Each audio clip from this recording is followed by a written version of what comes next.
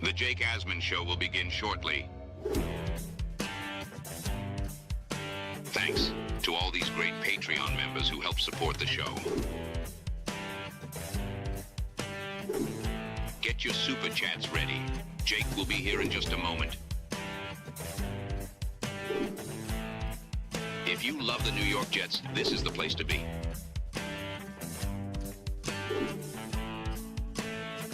And now, the Jake Asman Show.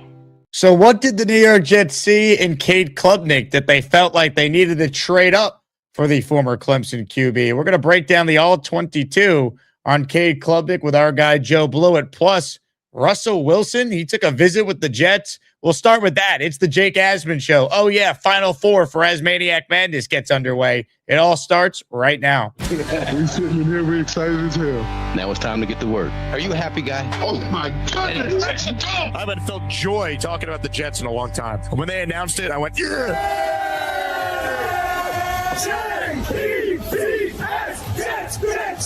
Let's go! A new chapter for the Jets has started. Aaron Glenn and Darren Muji are tasked with shaping the future of this franchise. Will they be the ones to finally get it right? We will be here for every step of the journey on the Jake Asman Show, breaking down all the storylines, every game, and everything in between. Please subscribe and hit the like button below. Super Chats, baby. Cut the line. The Jake Asman Show starts right now. Here we go, Jet fans. Welcome in, everybody. It is indeed the Jake Asman Show. Like the video, make sure you are subscribed to the channel. As always, we are presented by PrizePicks. Reminder, if you ever missed the show live on YouTube, it's available in audio form wherever you get your podcast, Apple or Spotify. Check it out. So if you could watch on YouTube, you can listen anywhere you want to take the show. Quick plug for the Jets Collective. We just wrapped up an extensive episode breaking down the Jets draft. So if you want to hear Rich Cimini, Brandon Tierney, and my thoughts on the Jet draft class and the expectations for some of these rookies, check out the latest episode available on the Jets Collective YouTube channel. Right now, we say hello to a good friend of the show, ladies and gentlemen, from JetX. It's our friend Joe Blewett. Joe, the Bailey Bros won, at least for now. Maybe they won the battle. We're going to find out if the Arvell Army will win the war, because let's be honest, Reese going to the Giants means we're going to have close eyes on Reese and Bailey now for years to come. Yeah, I wish it would have been like the Titans or the Cardinals or something like that, because now as a Jets fan, I have to root for Bailey to be great. And, obviously I wasn't as down on him as Sabo was. I see the comments already. He was sent to the hole, apparently. He was getting dunked on in the chat, so I was not that down on him. Obviously, I preferred Reese, right? Like, I put it out there for 4 months. I'm not going to change up now. But have to hope Bailey's great. The rest of the class is great. And then we're a destination for a quarterback, hopefully, next year with all the talent we have on offense. That's been the talk of Twitter the last day or two. It's like the Jets have too many weapons. It's like, since when have we been able to say that? So it's nice. The draft was overall pretty solid. We'll talk about it. I'm a little bit disappointed they didn't walk away with an interior offensive lineman. Maybe they could still address that. I know guys out there like Graham Glasgow are out there and whoever else. Pochik, I believe, from the Browns. I'm not sure if he had a big injury, though. So overall, an exciting draft class with a lot of potential.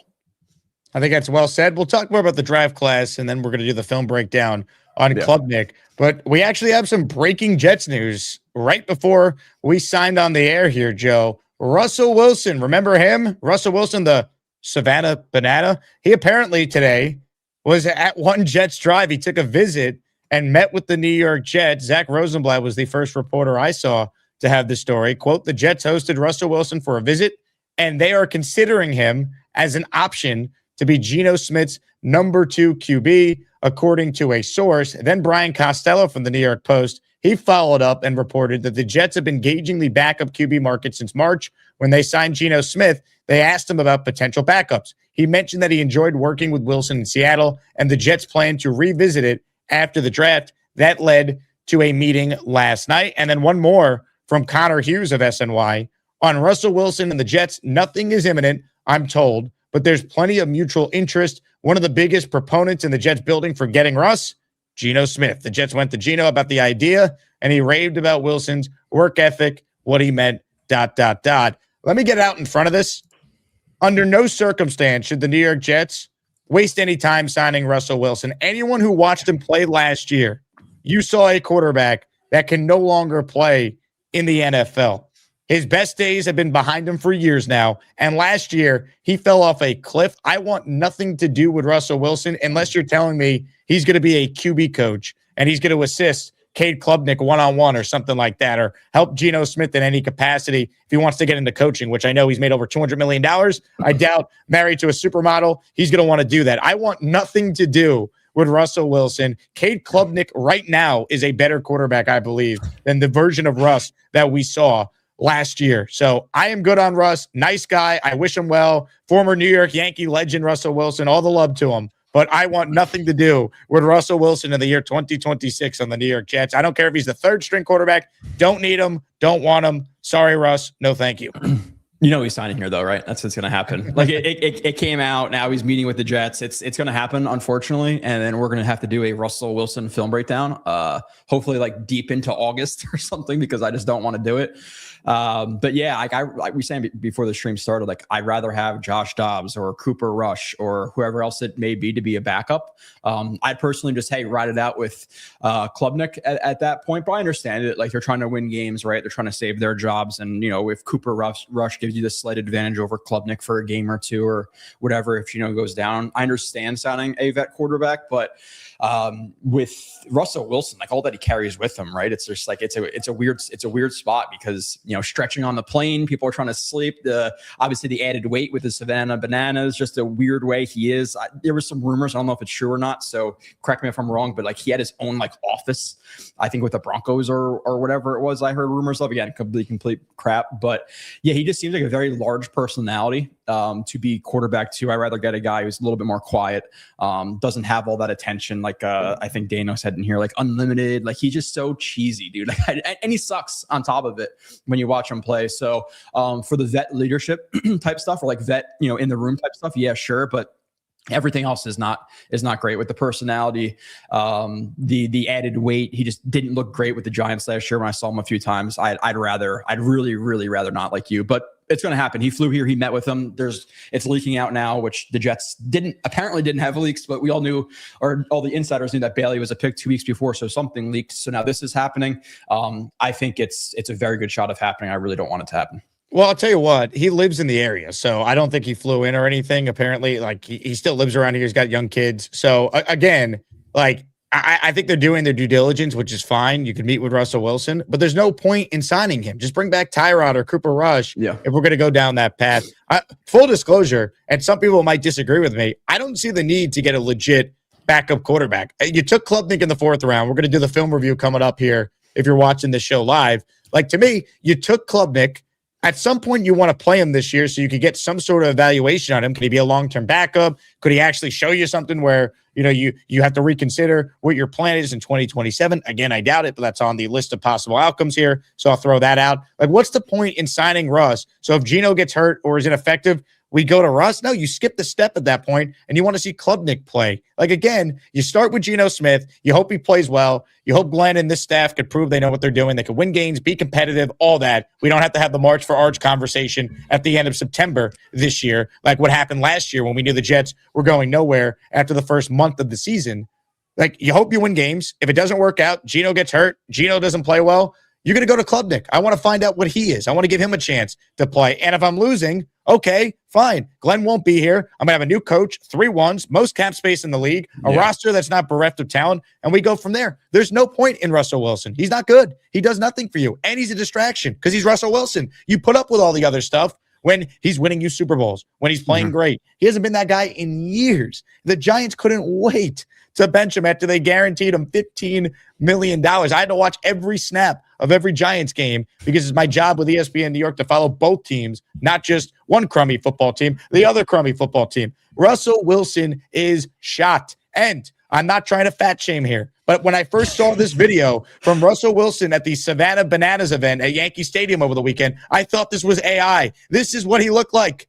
He looked enormous. It looked like Beast Breaker was batting here. I couldn't believe what I was looking at. I thought this was AI. This is apparently real. Little do you know, Jake, they're signing him to play fullback. I mean, now it makes sense. Yeah, it's again, with the personality and all he brings and how weird and kind of how cheesy and weird he is. And, don't mean to, I guess, personality shame like you're fat shaming, even though, like, listen, dude, he's an NFL athlete. You kind of want him to be in shape. Like, I don't really care. It's just like you're allowed to do that when you're talking about professional athletes.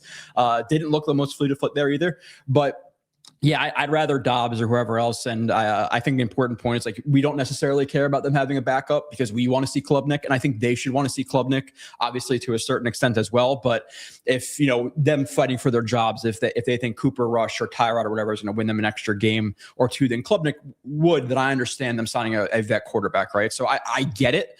Even though I don't prefer it, and I specifically do not prefer, Russell Wilson and Sierra and all the videos and, whatever he's going to say, jet up or whatever cheesy saying he's going to do in his first press conference. But I do have a bad feeling that he will be signed. Then hopefully he hits the treadmill.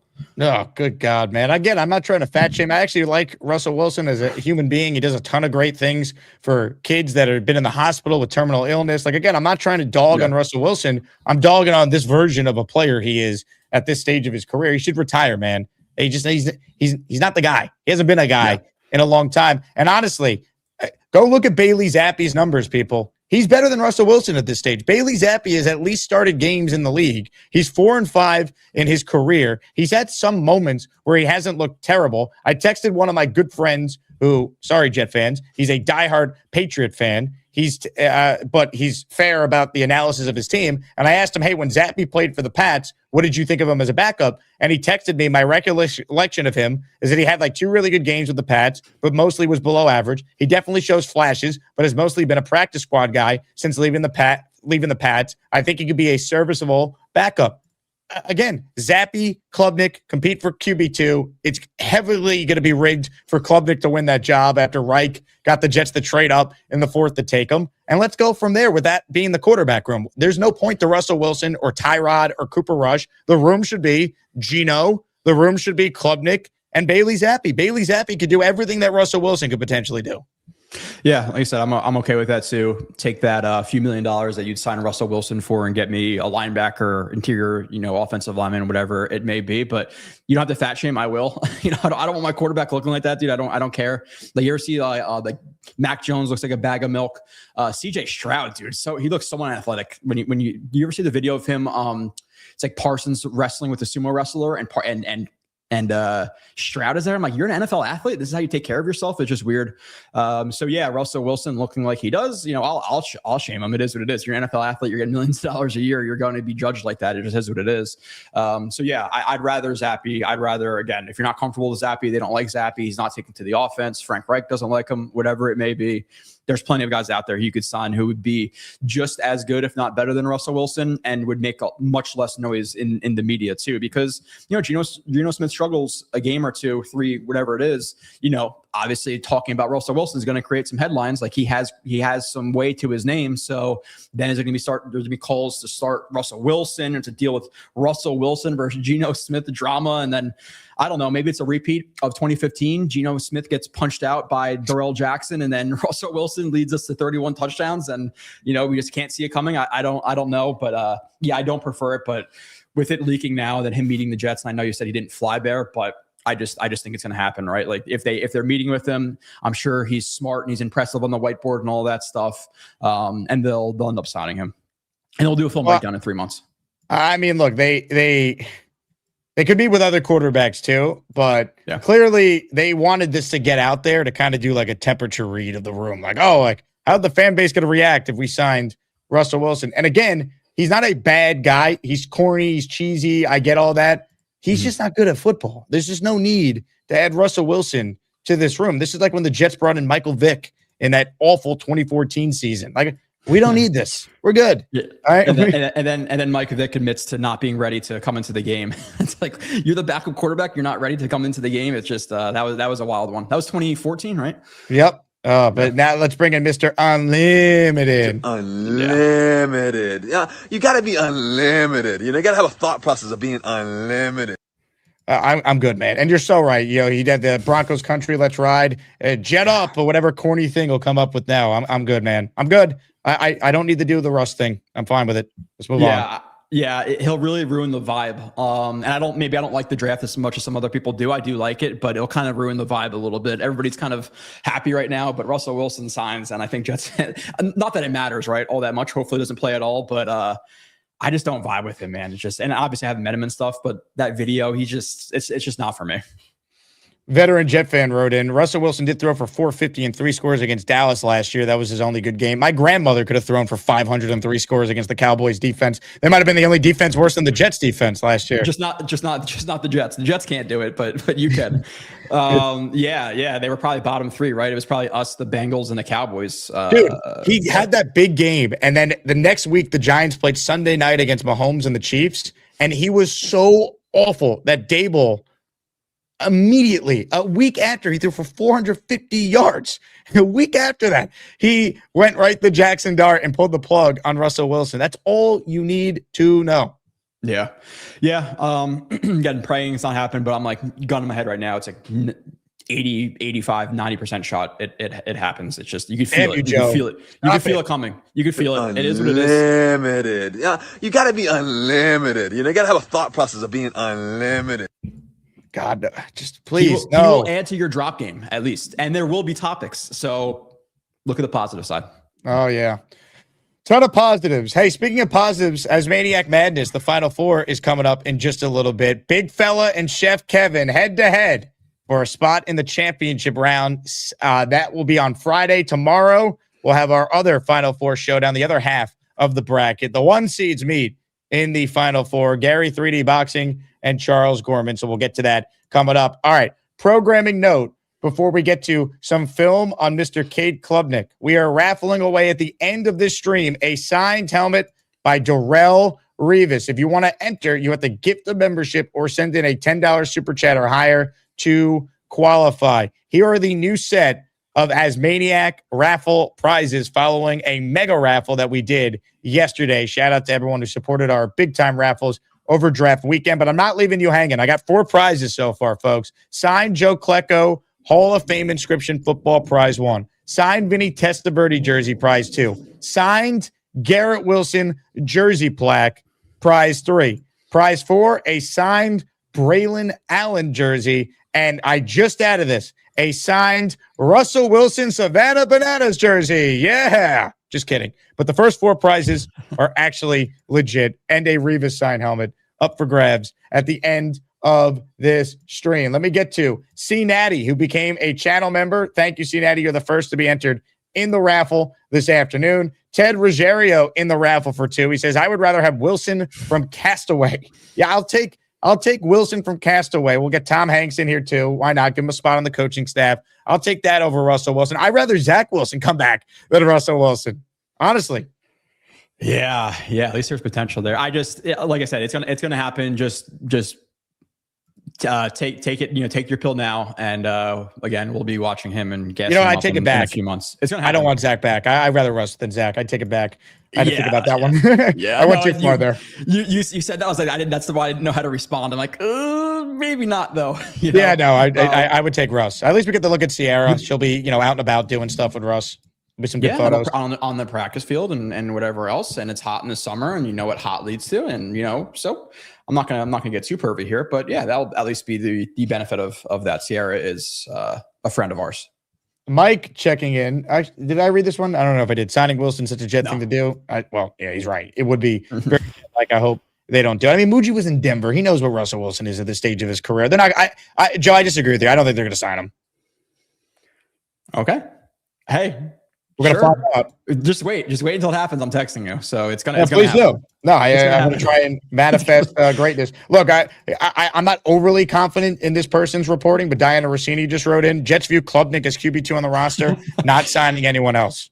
How'd she get those sources? Look, she has her ways. All right. She's very plugged in. There you go. Nice. Good one. I like it. No, it's going to happen. I wonder, what do you PrizePicks? PrizePicks is your sponsor. Can we bet on that on PrizePicks? Russell Wilson signing with the Jets. What's the, I'm sure you can't, but I would put a bit of money on it. Ladies and gentlemen, the call-in hotline link is pinned. We'll get to your calls coming up. We are sponsored by PrizePicks. Let me run through this with you, Mr. Blewett. Put $5 in. and you'll get $50 instantly in lineups if you use code HMA. What do you think of this PrizePicks slip that I put together here? Fernando Mendoza, more than 6.5 regular season games started. That feels like a free space in bingo. Garrett Wilson, more than 999.5 receiving yards. If Garrett's healthy, he's gone over 1,000 in 3 of his 4 years. Breece Hall, more than 325.5 receiving yards. Because think about it. Breece Hall, he had that last year, had that every year besides the year he was injured. I think with this offense that actually could throw the ball to him, Geno Smith, I think these are all going to hit if these guys are healthy. Your thoughts on the first prize pick lineup featuring rookies and featuring jet numbers for the upcoming season? I think you're going to miss on the Breece Hall one, unfortunately. Really? Yeah. So receiving yards the last few years. So he's had, let's see, where are we at? He's had 209. No, is it 299 yards? No. Sorry. So 218, 591, 483, 350. Actually, I read it a little bit wrong. You might be, that's the one I'm worried most about, just because of all the guys the Jets brought to the offense and how many times are they going to really, throw it to Breece. You have Sadiq, who I think is going to get quite a bit of screens. Cooper's going to get quite a bit of screens. Isaiah Williams is receiver 4 right now. If he is in the game, I think he'll do some end arounds and some things like that. So that's the one that worries me, but I actually do think you hit on this. I read the Breece stat wrong that I was just looking up, but yeah, I think you'll hit. Even though I missed this weekend. I bet Reese and I'm out $100, but it is what it is. I had you actually bet Reese for me because I was in Pennsylvania and I wasn't allowed to actually, place the bet apparently in PA. Yeah, it just, we talked about it. I'm sure you talked about it. It just didn't make a lot of sense to me with what was going on with everybody kind of saying it was Bailey, then canceled the meetings. And then Bailey didn't know Muji's name and he referred to him as, the guy for the Cardinals GM. It did seem odd before, and that's why I bet on it. And then, I was pretty shocked at Bailey. I'm not gonna lie. Again, I don't hate him. I don't love him. But we'll see what happens. Like, did you see there's some highlights going around Twitter of Dylan Stewart today, the edge from South Carolina? Like the way that guy moves, like that's what you want at the number 2 overall pick. Reese is different. I feel like he has that type of ceiling where he's more powerful than Dylan Stewart. I think Bailey in normal drafts is typically 8, 9, 10 in the teens somewhere at times. But again, it'll be exciting. It'll be exciting. We'll recap the draft picks and stuff and give all the thoughts, I'm sure. But well, Joe, here's what I have to do. Because the Bailey brothers did win. Sit back and watch. The New York Jets select David. Yeah! Yes! That's my guy. That's why they pay Muji the big bucks. That's the damn pick. Sorry, that's the freaking pick, baby! Finally, the Jets are back. The Jets are back. Kerry Rose. The Jets are back. The Jets are back, according to your arch nemesis, Tanky V. No, hey, remember like a week or two before the draft, I'm like, hey, that's him versus Sabo. They could battle it out. Sabo apparently did not have a good day on the Asman show today. I'm not more in the middle. Obviously, I definitely leaned Reese, but I don't think he's as bad as Sabo does in the run game. Like, I don't think he's soft or anything like that. I think he'd be a little bit selfish, and he admitted that on he's breaking down a play like, hey, I just guessed here, and I was hoping my teammates could make it up if I was wrong. So I think he has the capability. And hey, at the end of the day, listen, I'm worried. Like 2nd and 3, are you have 2 first-round picks on the bench? Probably. I think what happens is you have Osai on the strong side. You have Bailey on as the jack on the weak side. I think Bailey rotates with a guy like Egnagbari on rundowns. And then you have Osai rotating with Will McDonald in certain pass situations. And you probably have Osai who reduces down as like a 5 tech or a 4-eye in certain pass situations. So it can work. I just don't love it in short yardage situations. I do think you will have 2 first-round picks on the bench. So how much does he play this year? It better not be like Will McDonald's rookie year. I'm hoping to see him play at least 50% of the snaps, split with Egnagbari.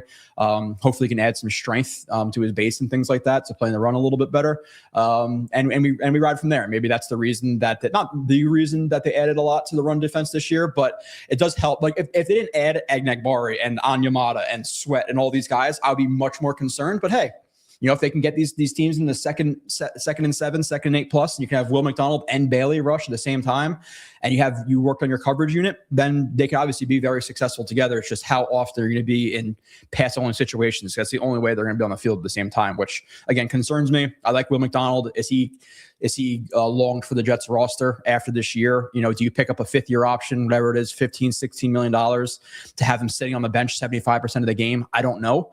So that's my biggest concern is Will McDonald, and then just having 2 first-round picks on the bench. But 2nd and 7+, 3rd and long, have fun. Well, the thing I will bring up to anyone who wanted Arvell Reese, and part of the argument was, well, Carl Dunbar is a great D-line coach, which he is, and he'll work wonders for Reese. The same could be said about David Bailey's deficiencies against the run. Dunbar could coach David Bailey up there. Leger Douzable, who played for Dunbar with the Jets, said that Dunbar was the best coach he ever had at teaching him how to be better against the run, not adding pass rush to his arsenal. So, again, it goes both ways. If your logic for Reese was, well, we could teach him because we have a good D-line coach, the same logic needs to be applied to David Bailey, who's also going to benefit from that same defensive line coach. Mm-hmm. Yeah, the biggest thing with Bailey is the base, and correct me if I'm wrong here. Maybe someone in the chat knows I'm not great with the stats and following all that stuff, but I think he bulked up like 20 pounds from Stanford to Texas Tech. So my issue with him is how much room does his frame have to add mass? Because part of it was him being a little bit undisciplined in the run, and he quite literally admitted that. And part of it was like even with good technique at times, he get thrown out of the club, and he can be blocked by tight ends. And I don't love DNs who be blocked by tight ends because it doesn't really change the math, offense versus defense. And if you can stay in lighter personnel because that tight end can block your DN, it's a little bit of a concern. So does he have more mass to add to the frame? Now, obviously, he can improve on the run defense and, leverage and hand placement, whatever else it may be. But some of it was just based purely on lack of strength in the base. So how much can he add to that? I do think he was around 225, 230 with Stanford. I could be wrong. That's like I heard that or saw that on Twitter, but I believe he added quite a bit of weight already. So is his frame maxed out? Comments, questions, super chats. They cut the line. All right, we're going to start the film review, but let's open up poll voting first for Asmaniac Madness. Ladies and gentlemen, the moment has arrived. We have made it to the Final Four of the greatest tournament in the history of sports. Who will advance to the championship round? Today, we find out whether Chef Kevin, who's been on a big-time run as a 7 seed, winning the inside-outside region, will knock off the 2 seed in the Dangerous Alliance region, the big fella. This is a matchup unlike any other, folks. A matchup so great, both Kevin and the big fella are outstanding callers. Your vote will determine who will win. Now, big fella, he's on the line. He is called in, and we will let him give his final pitch before I play you the Chef Kevin final pitch video, and then poll voting will open. So, ladies and gentlemen, we say hello right now to this man. His home smell is on the bed. That's what feels good. On the road, the smell is on the bed. In a dirty hotel room. Because the show smell is on the bed. It's just more comfortable. He got a beard, loves the jets, super chats. Where's a big fella? Sleeps alone. There's no room on his bed. Where's a big fella? What's up, gentlemen? Big fella, let's go. Yeah, let's go, man. First of all, it's an honor to be in the Final Four, and I personally feel that the winner of this tournament will come from this side of the bracket. So, Chef Kev is a great caller, even better person, okay? Love Chef Kev. If he wins, not a big deal, okay? Just know if I get to go through, I have something planned for their asses, and it's gonna be let's just call it endgame. Okay, so that is one reason why you should vote for me. Another reason why is I'm always here. I love the community just like Kev does. I'm the therapist. I was Santa. I don't know. I care about the guys so much. I try and help Gorman. I try and help everybody. And like I said, it's really hard. There's no hard feelings if Kevin wins. Kevin's amazing. We did that video the other day with us pushing each other, and it was fantastic. But like I said, I want to get the opportunity to bring it in the final. That's what I want to do. I know there's people who are trying to pool votes so Gary wins and stuff like that. That's fine. That's fine. I wouldn't want to face me either. But, at the end of the day, I want that opportunity. I hope that I get that opportunity. Whether win or lose, love y'all. And this has been a great time. So thank you all for the opportunity, and let's get it going, man. Asmaniac Madness is underway. Make sure you vote to make your voice heard. Great message there from the big fella. Now a message from Chef Kevin. He's always cooking or coaching or flashing his green. This man is cooking or kicking as maniac. He's at the tailgate. He's cooking, blow torching his food. A diehard Jets legend, the chef they call Kevin. Chef Kevin. Ladies and gentlemen, it is time to vote. Our first Final Four matchup in Asmaniac Madness is officially underway.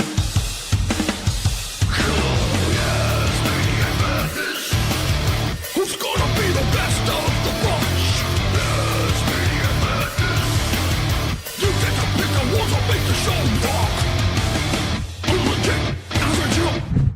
Vote. Your vote determines who advances to the Final Four. All right, time for the film breakdown on Cade Klubnik. So, Joe, we're specifically going to be breaking down the 2024 season for Cade Klubnik. This year was a mess, but 2 seasons ago, Cade Klubnik put up big numbers and was thought to be one of the top QB prospects in the upcoming draft class. 2025 did not go nearly as well. Obviously, he fell all the way to the 4th round. But the Jets, they took Cade, and they specifically referenced how they were super high on him coming into the upcoming college football season. As we're about to break down some Cade Klubnik plays, what kind of stood out for you as you were going through this?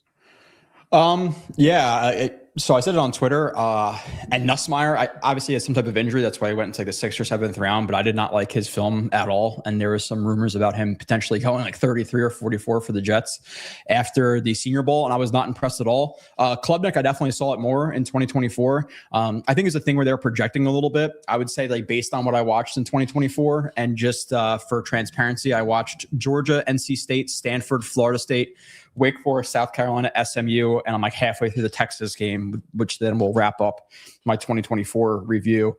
I saw some good things. I think he has a higher ceiling than a Nussmeier. I think he could eventually be an NFL starter if he does hit his ceiling. He has the ability to. He could definitely run. We'll see that.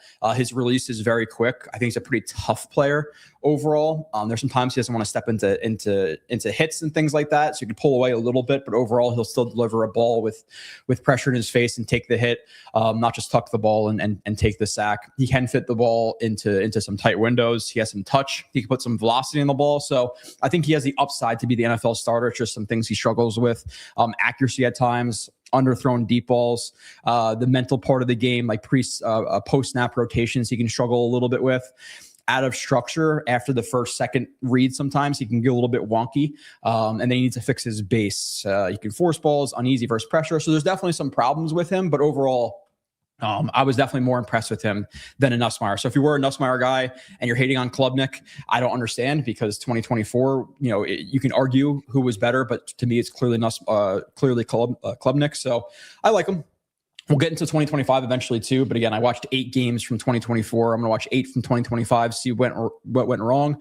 Was it the offense? Was it the O-line? Was it the receivers? The receivers weren't great in 2024 either. There are quite a bit of drops from them, but overall, yeah, I think his projection, I think he's probably a 2nd round pick if he came out in 2024, based on what I watched. And then they projected, okay, he's going to improve and then he'll be, a top pick in 2025. Whereas Nussmeier in 2024, again, just comparing him to the people I've watched, I saw him as like a 4th or 5th round pick, even in 2024. I didn't love it at all. So I'm a little bit more high on Klubnik. Maybe some other people are, but transparently, I watched his good year. I haven't watched the bad year yet.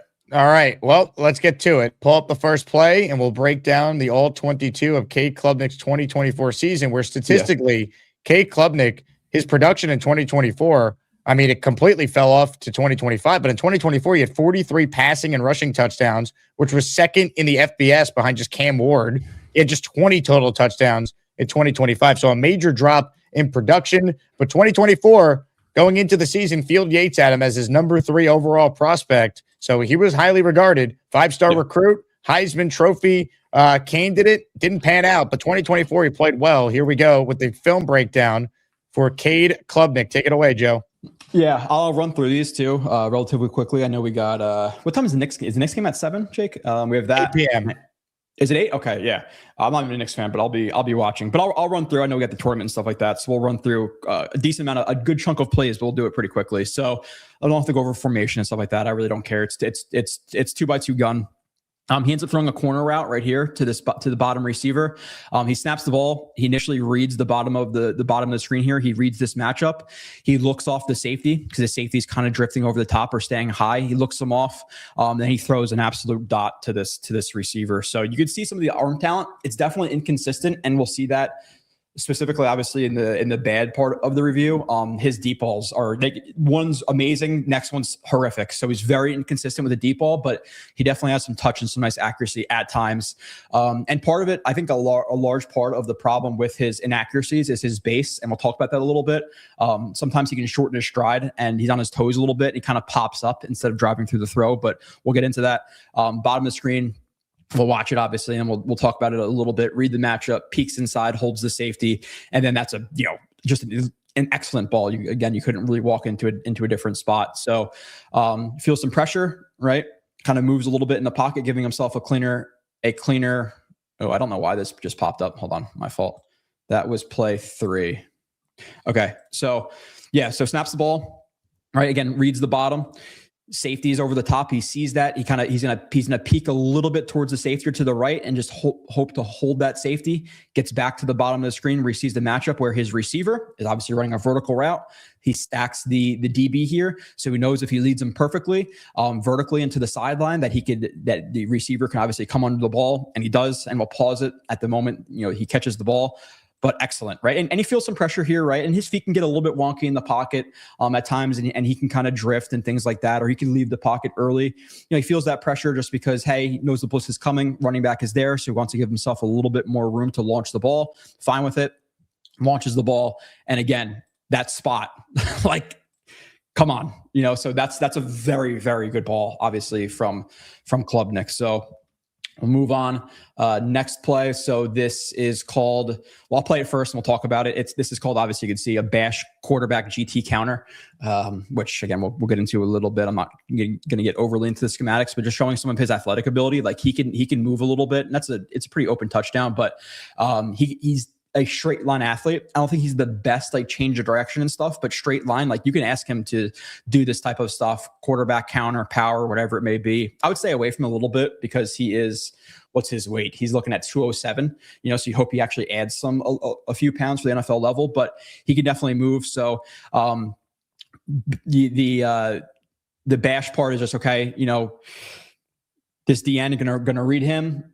Pre or post snap, if he expands a little bit or he's to the outside, he's not going to hand this ball off. If he pinches down a little bit, he can hand this ball off. So that's that's the read part of it. That's the bash part of it, and then the rest of it's just a quarterback counter with the guard kicking out and the tackle leading him here. Again, finds the open gap and the turns on the Jets for the touchdown. So you can see he can move a little bit. We'll see some more examples of him being able to move like that. So I didn't expect him to actually be able to move, but he can. So that's a good thing. Yeah. He's a better athlete than I thought. And he's not as big as I thought, though, too. Like, I thought he was like 6'4", 6'5". He's only like 6'2", 210, I think he was listed as this year. Yeah, at least like it hits the threshold, right? Like it's just funny that like 6'1" for Ty Simpson's too short, but 6'2" for Klubnik's okay. Like it's an inch. Simpson actually weighs more than him, and Simpson's a better prospect. And I'll take a slight. Frankie V has the big victory lap, but I'll take a victory lap for Simpson going top half of the first round. But Klubnik, like the size is not great, but he's definitely more of an athlete than I expected him to be. And I think with guys like Nussmeier or even like Beck, I think at best they're backups. Where again, again, it's a far ways to go to hit his ceiling, but his ceiling is he could be an NFL starter. Like, he has enough zip on the ball. He can throw a deep ball. It's just inconsistent. And again, I think that's because of the base, but he has the athleticism. He has the movement skills. It's not like his arm is lacking. I think his arm is decent. It's a decent arm. It's not great. It's not bad. It's just kind of somewhere in the middle. So he has enough athletic tools to be able to be a starter. Again, far way away, right? You need the mental part of the game and all that stuff to match. But touchdown on the move versus pressure right here for Klubnik. You got 3-by-1 with a tight end attached right there, running back to the field side right here, and situation where obviously there's some pressure. Right, rolls out. You're going to see some of the athletic ability of Klubnik here. He's reading the bottom of the screen or the top of the screen first to the left side. Feels some pressure from the interior, and then is able to get out of the pocket, full sprint, get the ball to the receiver, puts it on his face for a touchdown. So again, he's reading the top here first, and he's probably going to, I don't know if he reads this or it's a clear out. It's probably just a clear out. So he's probably reading vertical to the slant here. And the slant is open, but this defensive back is dropping down on it, and there's pressure in his face. So he goes away from it, understandably. Again, rolls out, some movement skills, puts the ball up, touchdown. So solid one from him there as well. Let's see. Deep ball dropped. Okay, so this definitely happened for him a good amount of times. It wasn't horrific in 2024 where I was like, guys are dropping wide open passes all of the time. But you have a Yankee concept right here. So it's just going to be the deepest route, the post right here to the over. Read the post first, read the safety. Safety is obviously very shallow right here. Receiver stack the cornerback. So, hey, let's obviously put this ball up. He puts it up in a solid spot, leads the receiver in stride, and the receiver ends up dropping it. So you do have some of this on his film, right? Where the receivers did not help him out the most in the world. And I actually put out a play on Twitter where he got sacked because they all cut block at the same time, kind of. They all just like fell to the ground and he got sacked after the first read wasn't open. So I don't think the coaching was the best in the world either. But you could see some of the ability of Klubnik, and obviously taking a huge shot right there, right, delivering the ball. So he reacts to. I think there's a difference, like reacting to pressure and being aware of pressure, and then being afraid of pressure, because he'll react to it, but he's not necessarily afraid to take a hit. Because there's been plenty of times I see him take a huge shot with a free rusher, and he'll still deliver the ball.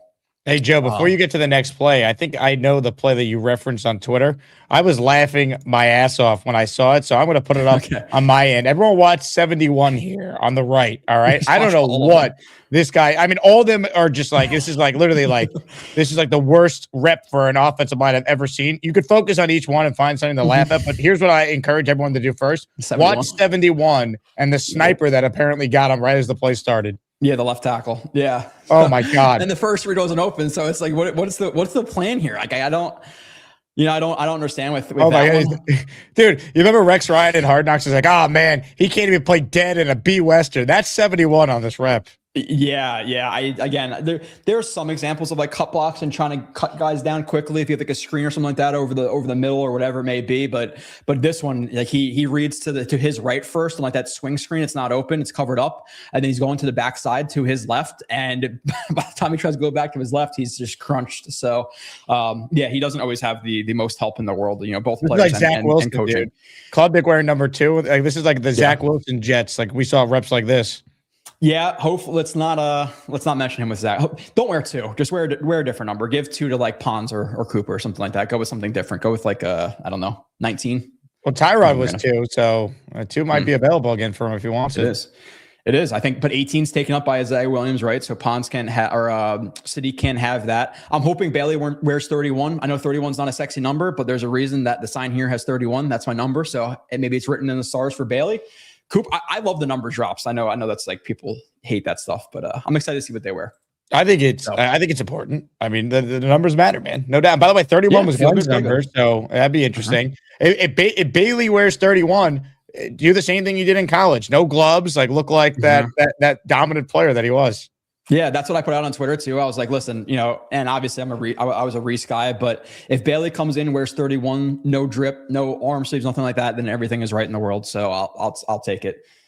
All right, a quick PSA for those just tuning in. Asmaniac Madness is underway. A little scoreboard update and our first Final Four showdown. Right now, Chef Kevin with an early lead, 57-43 over the big fella. Make sure you cast your vote to determine who will advance to the championship game on Friday. Asmaniac Madness is underway. Make sure you vote to make your voice heard.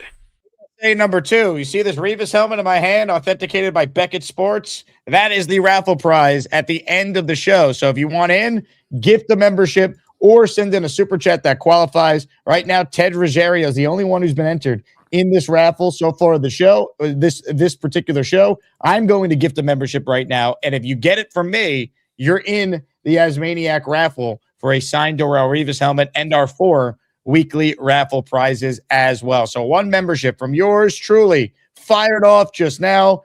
Dun, dun, dun. It went to listener JR327. Hit it, Russ. Mr. Unlimited. Yeah, you got to be unlimited. You got to have a thought process of being unlimited.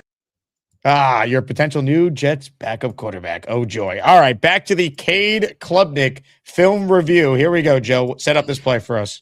Yeah. This one's just pure athleticism again. Really not much to set up here. There's some pressure. I believe it's from the interior. Again, I kind of forget, but this is obviously scramble for a touchdown here. He actually outruns Bailey right here. This is Stanford Bailey, number 23. No drip again. He outruns him to the right side right here. Bailey takes a little bit of a poor angle, tries to dive at the feet. Klubnik actually outruns him a little bit and then scrambles for the touchdown. So this is just a play showing him some of the athletic ability that he has. Really not a ton to break down. Play action, right? I feel some immediate pressure, and there are some times where he drifts out of the pocket where you want him to step up. This is a situation where it's pretty murky here. Yeah, he could slide up and step through here, but you can't guarantee that's going to be open in a second. So I hate when people freeze for him, like, oh, step up. That can get closed really quickly. So feel some of that pressure, right? Sees nothing that he wants. It's nice to see that. So what's funny though, Joe? That play right there, if you would have told someone watching that game live, hey, the number 2 pick in the draft is playing on this field tonight, everyone would have said, oh, Cade Klubnik, not David Bailey there, who's number 23 for Stanford at this time. Yeah, no, exactly. It's just crazy how quickly things can change, right? And like, there's already mock drafts coming out for 2027 right now, which is just ridiculous. I saw. Yeah, and one of them did have the Jets taking a quarterback in the top 3, by the way, and I was like, really? I was just about to say that. They had him taking the corner from Notre Dame. Forgive me, I'm blanking on his name. Not the biggest college football guy in the world. I think it's Leonard Moore, I believe is his name. And it's like, can you imagine after all of this, the Jets don't take a quarterback again in 2027? And do you know why they don't take a quarterback in 2027, Jake? Because that 2028 class is going to be so much better. And then in 29 class is going to be so much better. And the 30 is going to be better. It's what happens every year. So well, we need a quarterback next year. No doubt about it. So we'll see what happens. Hopefully the Colts suck and the Jets are great and win 9 games. Amen. All right. Let it rip with this next Klubnik play. Yeah. So 3-by-1 gun here. Again, we'll run through it relatively quickly. So this time he gets to his 3rd read. And I don't think he's overly comfortable. Like, I think if you want to use Klubnik properly, the year 1, like a lot of RPOs, a lot of rollouts, half field reads, keep it simple, 1-2 check down type deal for him. Because once it gets a little bit like out of structure and he starts getting to like his 3rd, 4th read, has to read both sides of the field. He's not always the most comfortable. Looks like they're dropping into like a 3 here. And he goes 1, right? This is the first read, DB over the top, DB in the curl to flat underneath. You have DB over the top here, linebacker underneath. So he could squeeze into this window potentially, obviously, but he doesn't. He gets to his 3rd read here, and he's seeing obviously the gap in the middle of the field, but he has to layer this ball a little bit. He has to put it over the linebackers, but he has to put it on the receiver quick enough where this deep middle of the field safety can't close down on him. So he does a good job of, again, getting 1 to 2 to 3 here, recognizing, hey, I have to put a little bit of heat on this ball, but enough touch to get it over the linebackers, which he has quite a bit of room there. But I like to see him getting to his 3rd read, and his eyes can bounce a little bit. He look at it here. Let's see. Looks like he reads the safety, but they do bounce a little bit. Where he checks the left at first, safeties, and then gets back to the 1 to the 2, and then to the 3. Again, a little bit of a slide in the pocket because he's feeling some pressure here as his offensive lineman's getting bull rushed, and again puts enough on the ball to get it to his receiver, tight end, or whatever exactly it was. So I have 4 more of the negative or the positive. Then we'll get into the negative here, and I'll rip through the negative because who wants to be negative on a day like today after they draft them and they draft all these guys and we're supposed to be gassing them up. So 2x2 gun. Let's see it. Honestly, I can't remember all the plays off the top of my head. It's not like it's written down. Okay, so they go with like it's a smash variation. So it's a knife concept. This is what I call a knife concept, where you have slant from the outside and then the corner route from the top. Some offenses don't even read this. The top, it could be like an alert versus certain coverages. So hey, it's cover 2. Okay, we want to throw that cover 3 corner to the outside. We're not even going to read this. We're going to get to the one first and then go to the backside or whatever it may be. But it's pretty clear that he reads the deep to the short here, and he's reading the deeper route, the corner route. He's seeing cloud corner right here, the curl to flat. He's sitting a little bit, and you have DB over the top, the safety with heavy inside leverage. If this DB was a little bit more heads up or outside leverage, he probably doesn't go here. But because he's so heavily inside leveraged and he's a little bit shallow, he knows he could fit that ball in there. So he decides to put zip on the ball again, enough to get over the cloud corner and before the safety can get over the top. So you see some zip on his balls. Now, I don't think his deep ball strength is always the best, but I think that's again more because of the base and less so because of lack of arm strength. So you do see typically with him short and intermediate throws when he has to put zip on the ball, he will, and that's a really good read from him, not being sketched out by that cloud corner. Again, if he's shallow, you're confident you can fit that ball in there, do it, confident in himself, and throws that ball for the touchdown. So good job by him there. Now we have 3 plays left. Klubnik touchdown, location, RPO. Okay, let me watch it first. So we got 3x1 gun to the field. Yeah, RPO. So this is a really good one in terms of the location from him. So most likely reading 21, and he could read it even 45 after that, where if they expand a little bit or they gain some depth, he'll hand the ball off because then they have the numbers advantage in the box in terms of running the ball. As soon as they kind of get into their run fits and drop down a little bit, he pulls the ball, reads it right, has a window right here to fit the ball in. He doesn't want to lead the slant because if he leads the slant, he's going to hit 45 here. So he puts the ball behind on purpose. And that's an excellent throw. Like that is good processing quickly to notice, hey, linebacker sitting there, can't lead him because it's a hospital ball, pick PD. So put the ball on him and a little bit behind and low. You couldn't ask for a better spot than that ball. So I think Klubnik, again, in structure, RPO, first, second read, he's pretty good. So we'll see what Reich does with him if he even plays this year. But he's going to play this year. I mean, the idea that the Jets are going to go through a year with just one quarterback, we know Klubnik's going to see the field at some point. When's the last time that's happened? Rodgers in 24, which is ironic because I said this on my podcast with Rich and BT. That was the year we're all like, well, if Rodgers is healthy, this team should be pretty. If Rodgers is healthy, we did that all year. He actually made it through 17 games, and the team still sucked. Yeah. Wow, I can't believe I didn't remember that. That's just that year just, I guess, is erased from my memory. But typically with the Jets, you're going to have the third string quarterback playing, the practice squad quarterback playing, and all of that. So I'm sure we will. And apparently this guy unlimited. Yeah, baby. You got to be unlimited. You got to have a thought process of being unlimited. If they sign Russell Wilson, I swear to God. All right, continue, Joe. Sorry, it's happening. It's happening. And again, the drops, the news stories will be there. There will be some type of header on a Jake Asman show. Quarterback competition, Muji or Glenn. Hints towards. It's happening. So do not worry. Dot on the move from Klubnik, 3x1 here. And this is like a mesh overs, so they could read this in a couple of different ways. I'm not going to get into the reads. I'm gonna try to get through it relatively quickly. It could be a situation where it's 1 to 2 to 3 versus certain looks. If it's a zone, if it's a man look, you could read mesh first. If it's a zone look, they could read the deeper route to the dig here. It all depends on the system. I don't have Clemson's playbook, so I will always be transparent and like, okay, that it could be a certain way or could not be a certain way. What I do want to highlight here, it's not anything about the concept here. He feels some pressure, and I'm assuming he knows just based on the look and this DB kind of creeping up to the line of scrimmage, he knows it's going to be a pressure look here, so he's trying to get out of it. And they are showing man, right? 3-over-3, 1-over-1 here. Maybe they have blitz tendencies. Maybe they've been blitzing the entire game. So he's kind of feeling that pressure early. rolls out of the pocket. And there are some times, again, I want him to step up in the pocket. He does tend to drift. This is not an example of that, but gets out of the pocket, right? You have 3 guys working to the side he's rolling out to. One of my problems with Nussmeier is sometimes he'd roll out to he would have like a 3-by-1 set and he'd roll out to the 1 route instead of the 3 routes. If you can choose, you want to roll out obviously to more where you want to roll out to where more of the routes are going, because you give yourself more options to get rid of the ball. And he puts you'll see it from the other angle. It's a pretty ridiculous ball. So again, feeling that pressure, getting out of the pocket. He's not going to be able to step up here, right? So he gets out of the pocket, keeps the eyes down the field. And in terms of location there, again, it's a very good ball from Klubnik. So you see some ability to throw on the run. I think it's a little bit inconsistent, him throwing off platform, but some of the plays are just super flashy in terms of how pretty that ball is and where he puts it. So good job by Klubnik. And last throw here from Klubnik, 3-by-1. I think he reads top to bottom here first. I forget exactly what it is, but he has good anticipation, specifically on like curl routes, on comebacks, on stops, hinge routes, things like that, which this is more of like a hinge route. An outside breaking curl route is what we call a hinge. So he's throwing a hinge route right here. So he does a good job of reading this, and it looks like he may read safety. He might read safety to 1 here and then get 2 to 3, or he could just be checking the middle of the field. Then he's going to read 1 to 2. It kind of depends.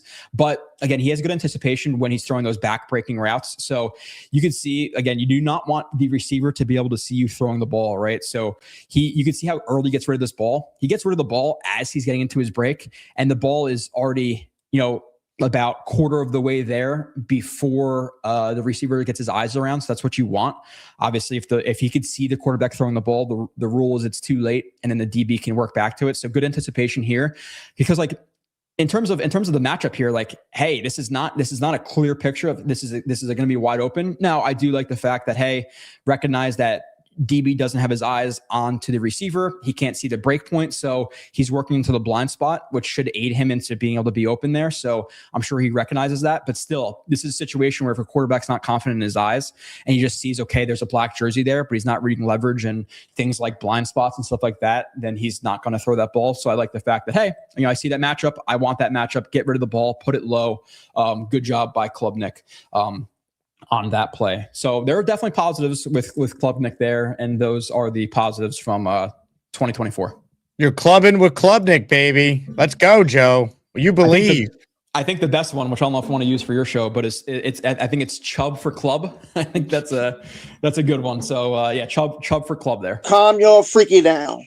Ladies and gentlemen, calm the freaky down in the chat. We're breaking down the all 22. Joe's always fair, so we did positive. We'll do negative now. And again, this is only 2024 when Cade Klubnik was considered to be an elite QB prospect. He had 43 passing and rushing touchdowns combined. Look, this guy has started 40 games in college. He's the anti-Ty Simpson. So there's a reason the Jets took him, and Muji specifically referenced they were high on him going into the most recent collegiate season. So we're going to break down some negatives shortly. I do want to remind people we have a Revis signed helmet up for grabs today, and Asmaniac Madness is continuing right now. Big fella head-to-head against Chef Kevin. It's 57-43. The Chef Kevin, with the lead in the greatest tournament in all of sports, the Final Four for Asmaniac Madness, officially underway today, baby. Final Four! Asmaniacs roar! The best of the best! Who survives the test? Let's go, Jets!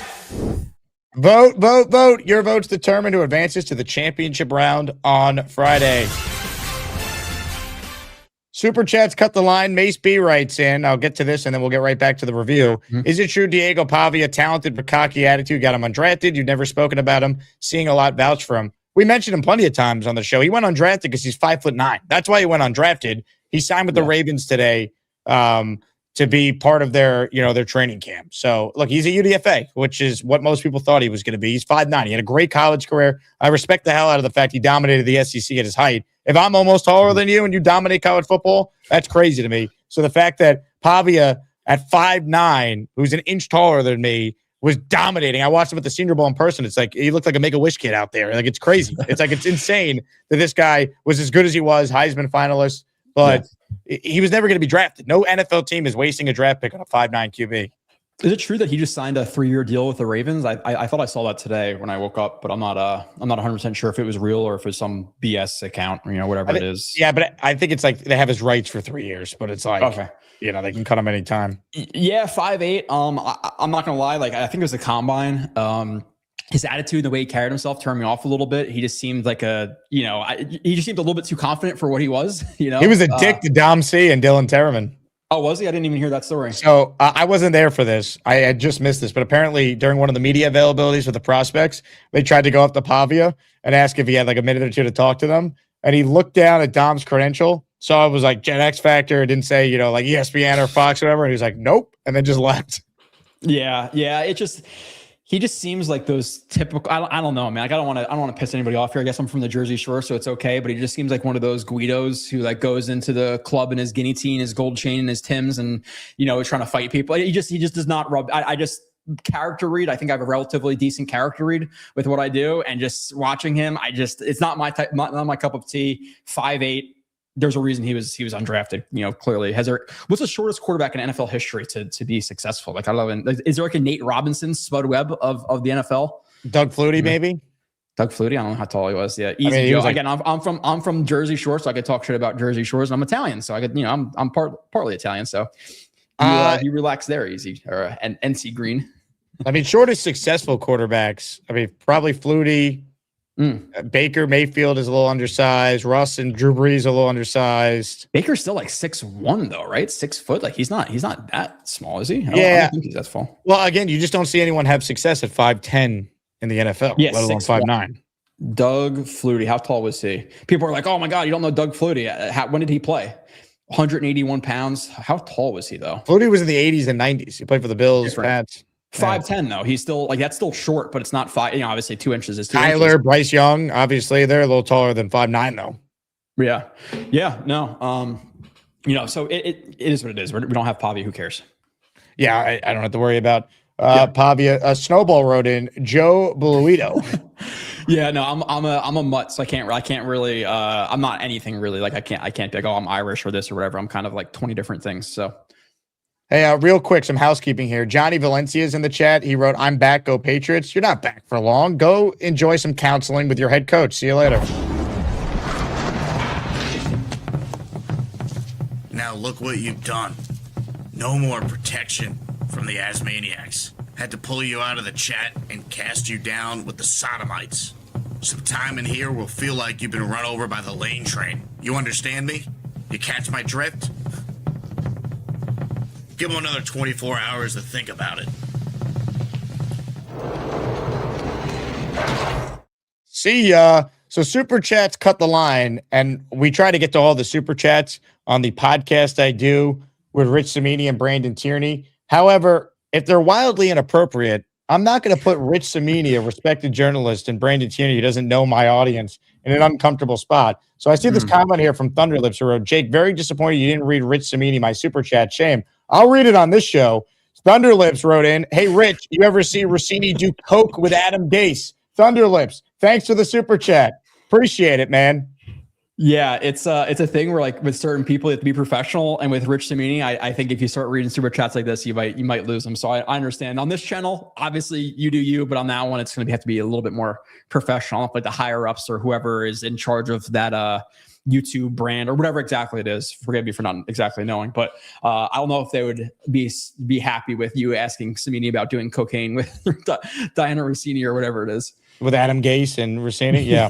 There you go. True, by the way.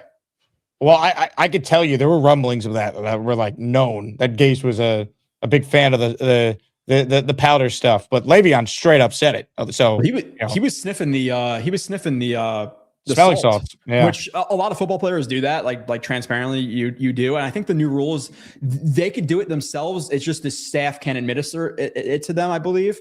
But there was a Dolphins coach like years ago who, like, there was an actual picture of like coke on his desk, right? He got fired. Yeah. Yeah. I forget who that was, but yeah, it's, hey, based on the first interview with his eyes, like it looked like he was doing something there. So. Look, he was a terrible coach, and that is the guy that Christopher Johnson said, yep, this guy's coaching football to where it's going. We need to hire him to work with our young ascending superstar quarterback, Sam Darnold. How did Sam's career turn out? He ended up making anything of himself? I don't think so. I think he's actually out of the league right now. Omar Ochoa in the Darrell Revis helmet raffle for 1. Hit it, Gorman. No, thank you. Jets. Let's go. Let's go. All right, let's get to the bad from Klubnik here, and then we'll get to some calls. We got Asmaniac Madness ongoing, and I'm going to the Garden tonight to watch the Knicks win a Game 5, so we got to speed things up. Here we go, Joe. Let it rip. Was that credentials, or was that was that Jake? Was that out of your own pocket? Oh, this was from James Nolan personally. He's a big fan of the show. Thank you for the super chats. Okay, so again, I'll rip through these really quickly. A lot of them are like underthrown balls or just a little bit of inaccuracy, and we can get into maybe more of like the reading the field and stuff in the 2025 stuff. But here he checks the safety one-on-one matchup to the bottom of the screen, and he underthrows a lot of deep balls, a lot. So. It happens quite a bit where he's a good 5-10 yards short in some of these situations. And you can see it with some of the footwork here. And again, I know we're expediting, so I don't want to spend too long on it, but you really want to drive through your throw. Do you see how like he's planted at like, let's say the 25 and his foot only goes up like half, 6 inches, maybe a foot. So there's a lot of times where he doesn't drive through the throw and he kind of pops up instead of driving through. And that leads to lack of arm strength. So I think his base just needs some work in terms of driving through throws, but situation where, you're talking about from the 25 and it's opposite side of the field, but 25 to that's 25, 30, about 35 yards. Kids to put this ball almost like the 30 or, wherever exactly it would be. I'm not like trying to track that, but clearly this ball is too short. Receiver has to wait a while for that ball to get there. So he needs to be more consistent with the deep balls. I think that's the most glaring weakness. Like if you're just watching his film, it's like how many underthrown balls there are. And this is another one. Again, 3x1 in gun here. And again, another one of those like hawk concepts that I call it. Read the vertical to the out route right here. Vertical to the top, sees his receiver, get even, leaving, gotcha. And it's another situation, let's call it the 35, puts the ball up. You want to lead the receiver. He probably walks into the end zone here. And it's a situation where from the 35 to the, let's say 30, so we got 15, we got 20, or 35 yards there, has to put another 10 yards down the field, right? Like watch the receiver and watch how much has to slow up for that ball. Slows up for it, ball is deflected. And, a situation where it should be like a 65-yard touchdown right there. It's not because of how much that receiver has to hold up for it. There was a penalty there, but obviously it's not the idea of the throw, right? It's not like, we're trying to get the penalty. We're trying to walk in for a touchdown. So you see it quite a bit. Overthrow. This one's an overthrow now from Klubnik. So gun 2x2. Let's see the play action, roll out to the right by design. Typically with these, you're going to read, so it's called like a flat 7. So typically rolling out, you're going to read 1 to 2 here. Some situations like he stays in the block, you may read deep to short. Nonetheless, situation where receivers open, right? Lead them to the back pylon, put enough on it to get over the DB, but don't throw it out of bounds. And a situation where he puts it too far out of bounds, open touchdown there, and he just straight up misses it. And again, most of it's from the footwork from him. And again, just little nerdy things. You do want to start to see him push a little bit vertical with his feet, and he starts to a little bit, or he's rolling out laterally.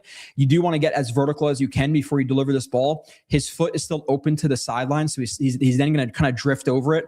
And when your foot's to the sideline and not vertical, a little bit more vertical like it should be, you can't create like the disassociation from the hips to the upper body. Again, nerdy stuff, but his footwork needs to improve. Again, a little more vertical there. And again, just straight overthrows the receiver for an open touchdown. So you have a guy who, can panic a little bit versus pressure, not always comfortable with reading the entire field, and then accuracy problems. And those are probably the biggest reasons that we're talking. Maybe there's another one I'm not thinking off the top of my head, but those are the reasons where he's, why he's drafted in the 4th round instead of the 1st or the 2nd round. But 2x2 again, play action. Another situation, hey, deep ball, right? Just quickly hitting on the deep balls, reading the vertical first there, receiver, stacks, lead them outside, lead them vertically. We're talking about from the 40-yard line, puts the ball, it's a 37-yard throw, whatever it may be, but watch how much the receiver has to slow down again for Klubnik here. So there were situations where he did not help himself. Clearly, he has to slow down quite a bit there. I don't think there's a flag or anything like that thrown, but let's see the base like really quickly again. Let me just check it. Yeah, he doesn't drive through his throw. Now he's a little bit bigger of a step there, but he doesn't drive through his throws as much as he should. And he tends to go up instead of driving through. So just some little technical things that hopefully what the hell is the quarterback's coach? Is it Musgrave? What the hell is the coach? Bill Musgrave. Yeah. So hopefully he can work on with these things, little footwork type things, like they can make it more accurate, because I see enough velocity on his ball short and intermediate where I'm not worried about him not having an arm deep. And I've seen him put the ball 55 yards down the field. So if you're seeing him throw like 35 yards, like, oh, he just doesn't have an arm like Pennington, it's not the case. It's a footwork thing with him. Back shoulder ball. So you want to see him throw a little bit better in terms of to the sideline on this one. So he reads the bottom of the field here first with this receiver. And you want to see, again, just better accuracy for him. I think at times he's like generally accurate, but there's a difference between general accuracy, like putting the ball, getting the ball to the guy and then putting it in a pinpoint location. And a situation like this, right, where we're running this fade, just simple things, right? Where is the green grass? Where is the defender not?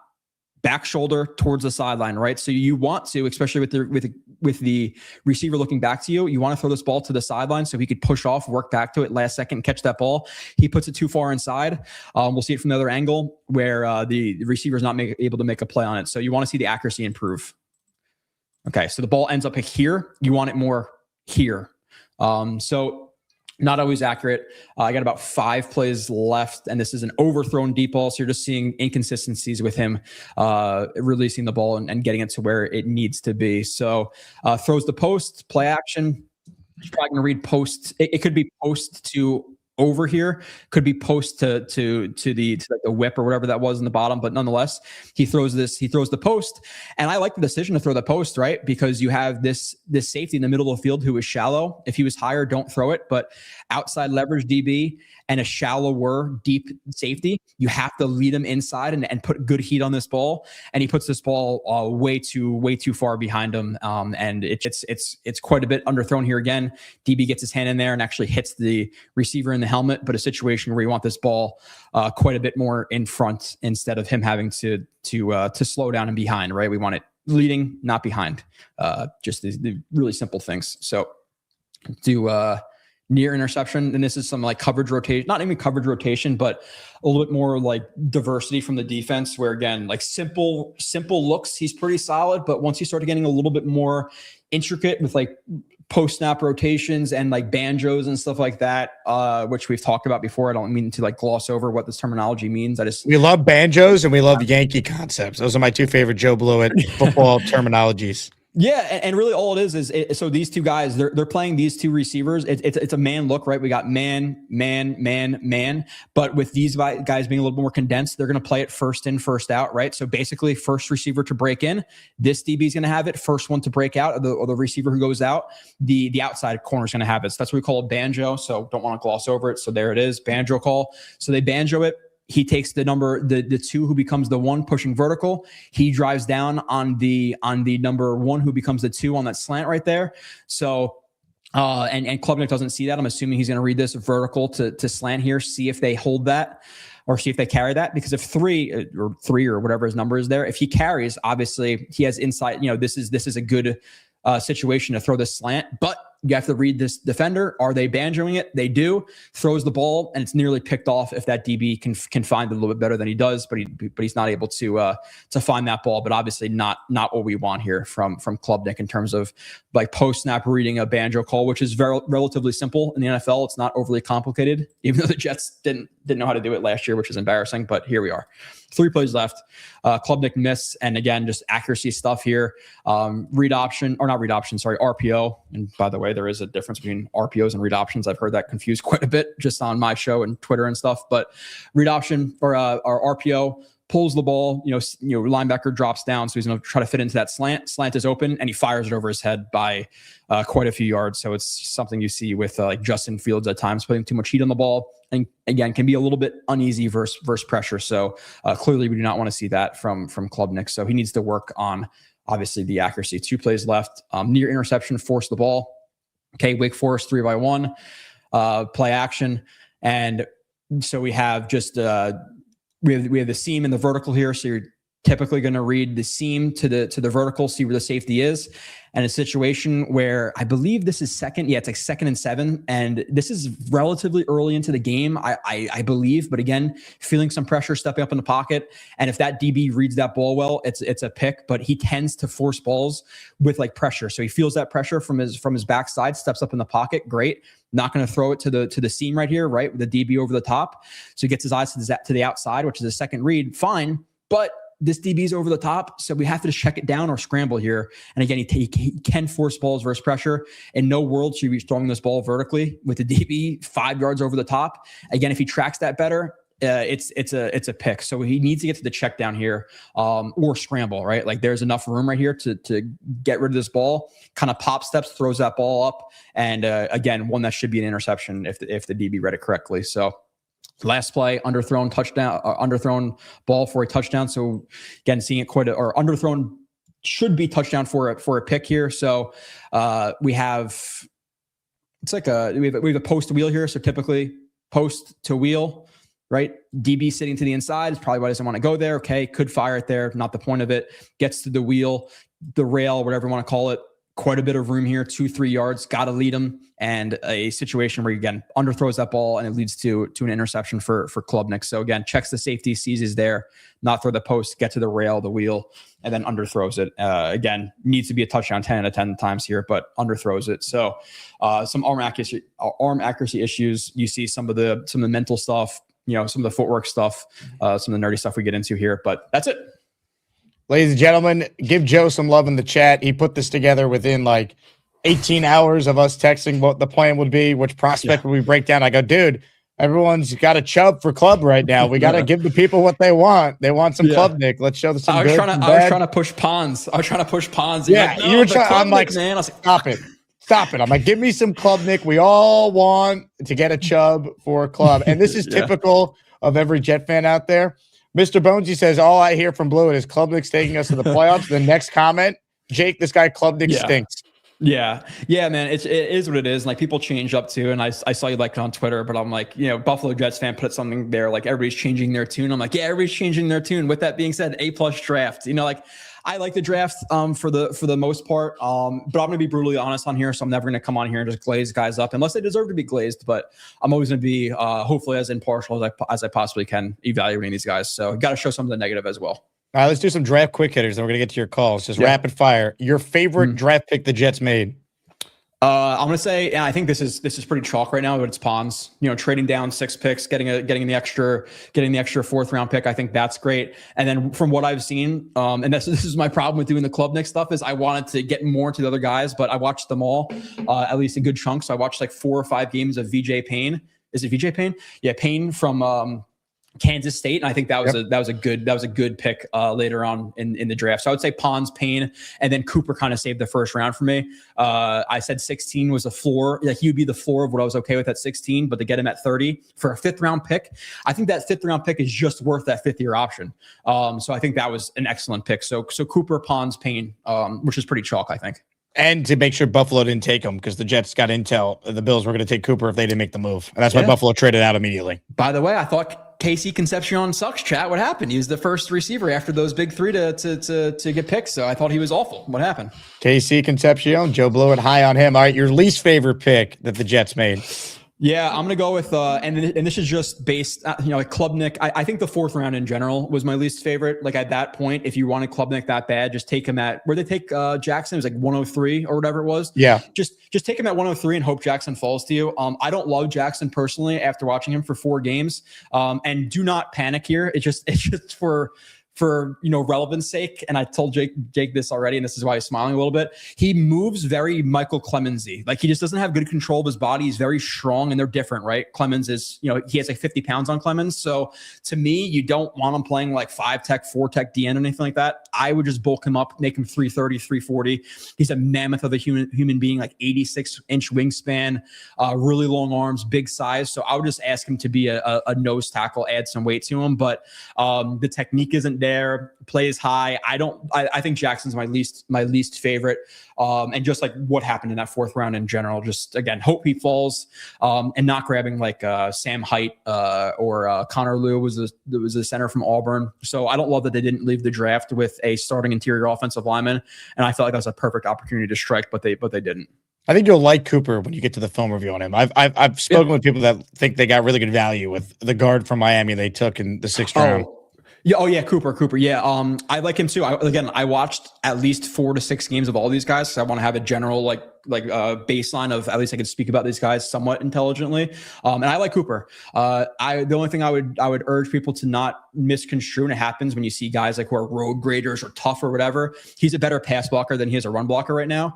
He has high capabilities in the run game. The problem is he plays high and his hands consistently are late and wide, so he doesn't really drive guys as much as you want him to. But he allowed 0 sacks, I believe, last season. So he's actually a decent pass protector, but needs work specifically on shooting his hands, hand placement, and leverage in the run game. And then he can be a little bit more dominant there, a little bit physically limited. And he doesn't really fit with the other guys, right? Like Tippin more athletic, Fashanu more athletic, Myers more athletic. So I'm not so sure if he fits into the team the best, but I like the pick. Cooper, I thought maybe he should have been a little bit higher than where he was based on what I watched and the stats coming out about him. And again, another mammoth. Joe M goes, wasn't Arian Smith the 4th rounder also? Maybe we just skipped the 4th round altogether. Hey, that's improvement. Yeah. We used to just skip the 2nd round. Then they finally hit with Brees and Tippmann. They finally got a couple of these 2nd round picks right. Mason Taylor looks like he could be a solid player. So at least we've gotten past the 2nd round being an abomination. That's improvement. But they lit the 4th round on fire last year. We'll see what this year turns out to be. Yeah, again, like if I just don't like burning, the extra 4th round pick. Like I almost look at it like you traded an extra 4th round pick for Darnell Jackson. Like I don't or Darrell Jackson, not Darnell. So I don't really understand their movement there, but it is what it is. I just didn't think that either one of those guys was worth trading up for, doing whatever they were doing. Because there's quite a few guys on the board there that we all recognize the names and guys who could be potential starters, but to burn a 4th round pick basically on Klubnik or Darrell Jackson, I'm not really for it. Again, just based strictly on film and where they went, Darrell Jackson's probably my least favorite at this point, but I'll tap back into the next 7-8 games and we'll revisit Bailey, Sadiq, Cooper, all of these guys. I watched 5 or 6 games of each of them before, they were drafted, just having a baseline of knowledge. But now that they're Jets, we will, excuse the freaky here, but we'll go balls deep and look into more of these prospects. Hey now. All right.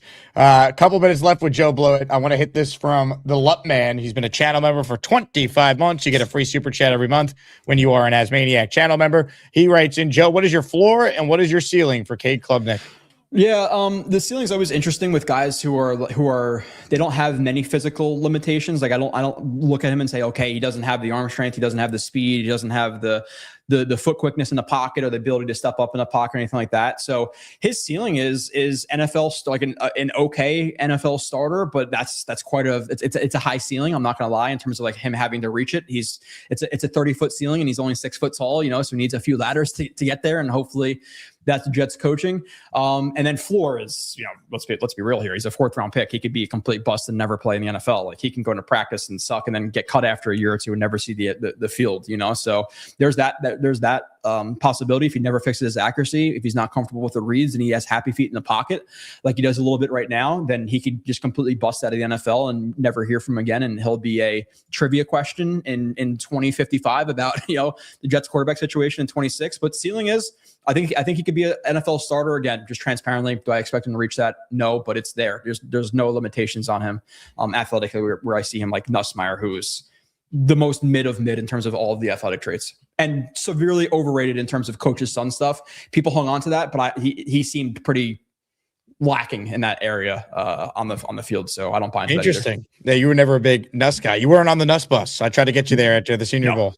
Absolutely not. Yeah, there were some rumors there about him being drafted. I heard you talk about him at 44 and stuff. So I looked into him, and I put out there quickly that I was not a fan at all. And I think the cyst on the back was the reason he went in the 6th or 7th. But I think even without the cyst, he's a 5th, 6th round pick at best. I was not on the Nuss bus.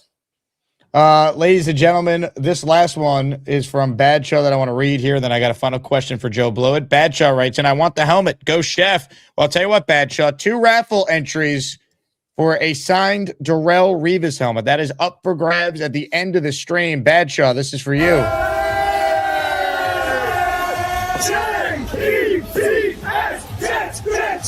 Let's go!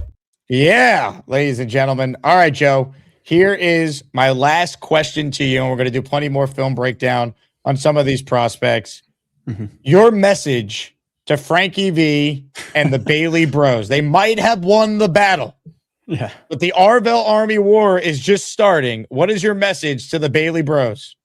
I hope he's good, right? I'm a little bit worried about him again in the run game overall. But he's a Jet now, right? So like I hope he crushes it. I hope he could rub it in Sabo's face and not mine. But realistically, like in terms of winning wars and stuff like that, like it's just discussion about who we should take. And just because again he got drafted higher does not mean that he's going to be a better player overall, right? Like obviously Reese come in and dominate the NFL, then we're gonna be like shit. We didn't take the guy with the higher ceiling. I think that Bailey may have a little bit of the higher floor right now.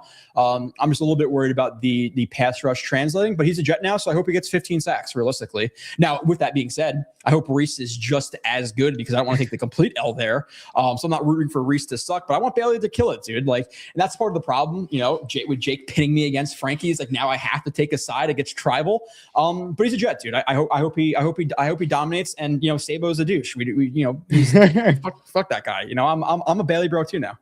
Dude, Robbie was in shambles this morning, man. Chat coming after him, throwing him in the hole. Yeah. Things were wild on the first show today. Yeah. Again, like I don't agree with the softness stuff that he says about Bailey. I think it's more selfishness and sometimes just not being the strongest in the run game. But I do think he could be better in the run game than Sabo thinks. Again, as like a jack on the weak side, I think he can hold up better than he did at Texas Tech, where he's like a 4-eye and 5 at times. Add some weight to him, and again, hopefully the guys like Anyamata and Sweat and whatever else can get us into a lot of second and longs, third and longs. But the biggest concern is, you know, the pass rush not translating.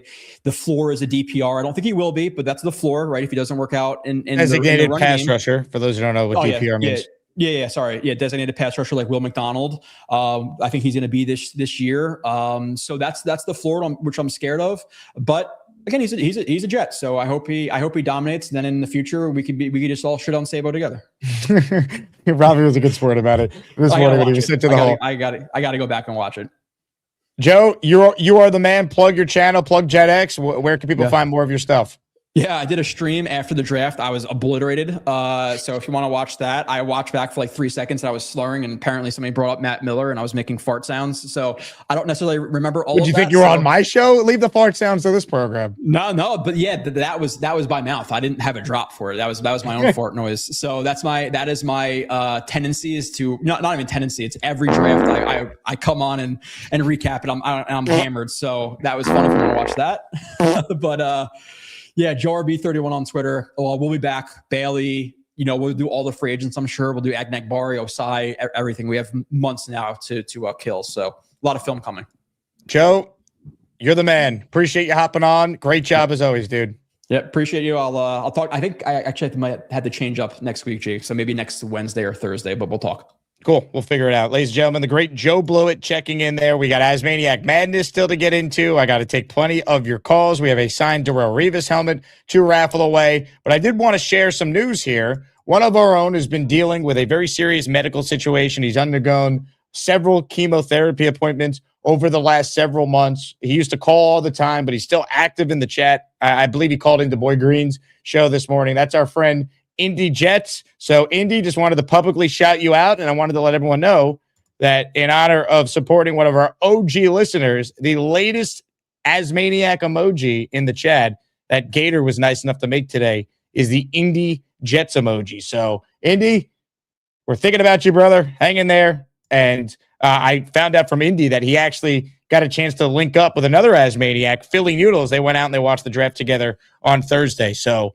hopefully I get to meet Indy at a game this year. He went to the Dallas game last year, met a bunch of listeners. I had to work the show with Tannenbaum, so I couldn't make it over for a 1 o'clock kick. But Indy Jets, I'm meeting you this year, whether it's Nashville week 1 or whatever game we do for the Asmaniac tailgate. But brand new emoji for our guy Indy, who's battling right now and doing great. And he's going to overcome all this and come out on top. We know that. But an Indy Jets emoji is now officially live in the chat. Let me shout out our guy, the Luck Man. He gifted 5 channel memberships, the first to gift a 5 spot during today's show. Ladies and gentlemen, hit it, Russ. Mr. Unlimited. Yeah, you got to be unlimited. You got to have a thought process of being unlimited.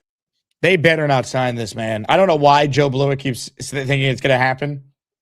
I hope it was the Russell Wilson camp that leaked it out to try and get other teams to let Russ meet with them.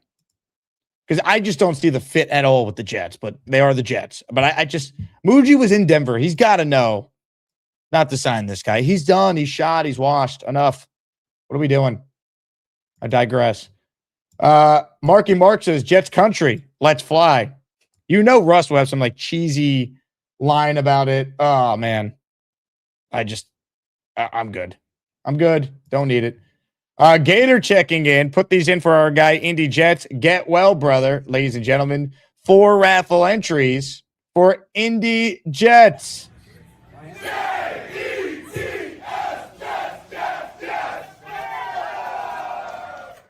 All right, we're going to get to your calls coming up, ladies and gentlemen. But first, a scoreboard update. Asmaniac Madness, our Final Four is underway. This is a close one.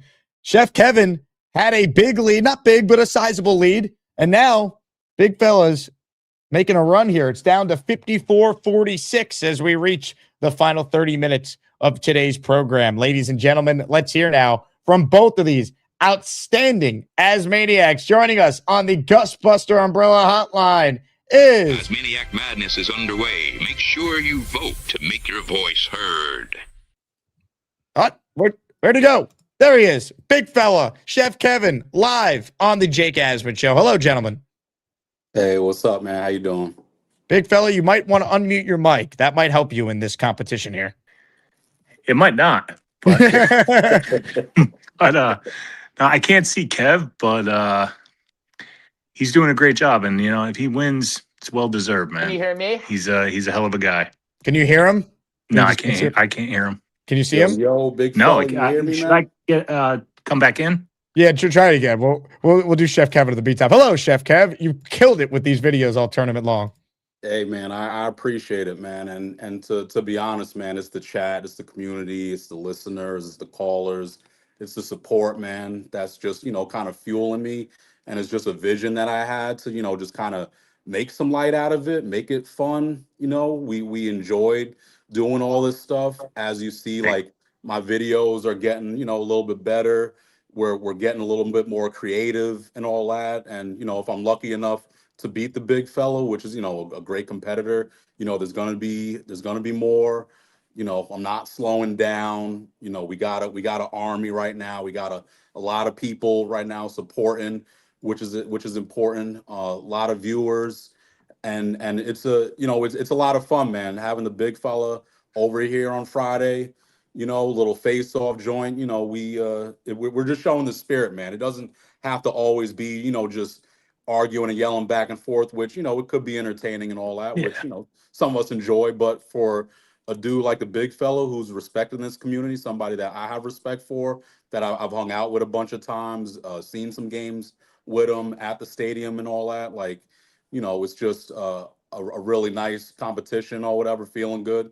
And if I'm able to squeak it out, I'm happy with that. If I lose, I'm supporting the big fellow all the rest of the way, man. Yeah, same here, bro. I was the first Asmaniac to go to Cloverleaf. Yep. Okay. Love Chef Kev. He was actually one of the first people I met at the first meetup in the when we went. What game is it? I think it was a Patriot game or something like that. Yeah. The home opener 2 years ago. Yeah. And Chef Kev is an amazing guy. I totally understand why people are voting for him. And if I wasn't going against him, I'd be voting for him too.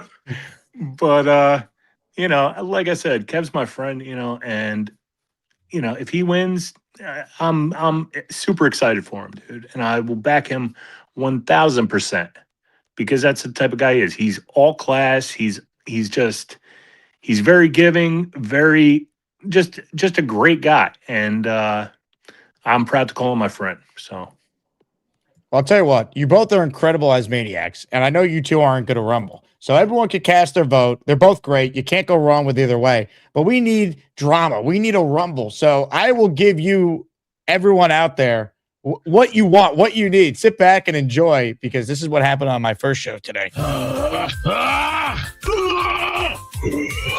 those veins. Disco fever. 1, 2, 3, 4, 5. I might not look like Jesus, but I look like a man with a powerful weapon. Swat. No, you're not. What'd you say, Greasehead? I will kill you in an anal blast contest. You're 100 pounds of diaper shit on a cold day. Not even worth a bucket of raviolis. You can't cook ravioli, but I sure could love to eat those raviolis, but I like mine fresh. I will smoke you. Because you're a little boy with small balls. You're a little boy with small balls, and that wasn't even in like the top 3 of the most insane shit be said in that cut. Just another day around here, folks. Just another day. Ladies and gentlemen, we got a real life celebrity that has called into the show. I was watching the NFL draft, and this guy was on TV what felt like more than Roger Goodell during the draft. Here's a look at exactly what I'm talking about here. Take a look. You see this? You see these guys here? Who are these guys? Oh, the Jet fans that represented us in the pit. Well, one of them is on the line. He goes by many names. We call him on this show Lou B, Jet super fan. Hello, Lou. Unmute your mic, Lou. I have no voice, so I'm trying to, I still have no voice. But Jake, my 15 minutes of fame are over. I was at the gym today, and a girl came up to me, and she's like, I know you. I'm like, oh, you saw me at the draft? She's like, no, you just cut me off in the parking lot, you asshole. That's it's all gone out of my head now. But what an incredible experience for you, Jake. We went to the draft, me and you, and we came back with an A-. The Jets are fucking back, period, end of sentence. And next year we'll come back with an A, and then it'll be over. We're going to the Super Bowl, period. That's it. That's what's happening. Look, I thought we had a great time, Lou. I mean, no one was living life better than you all throughout the weekend. And I don't know how you pulled this off, but I mean, I know I certainly was impressed. I was not expecting to see the head coach of the Jets actually show up to our draft party, man. Like, how'd you pull that one off? He was cool. AG, he didn't hear any shit that you said about him, so AG pulled up, and that's it. That's how we roll. We invited everyone. Everyone was welcome. Yeah, it was great. We he explained to me some things that went wrong in year 1, and I'm excited to see if he can prove me and many of the doubters wrong in year 2. We're all rooting for him.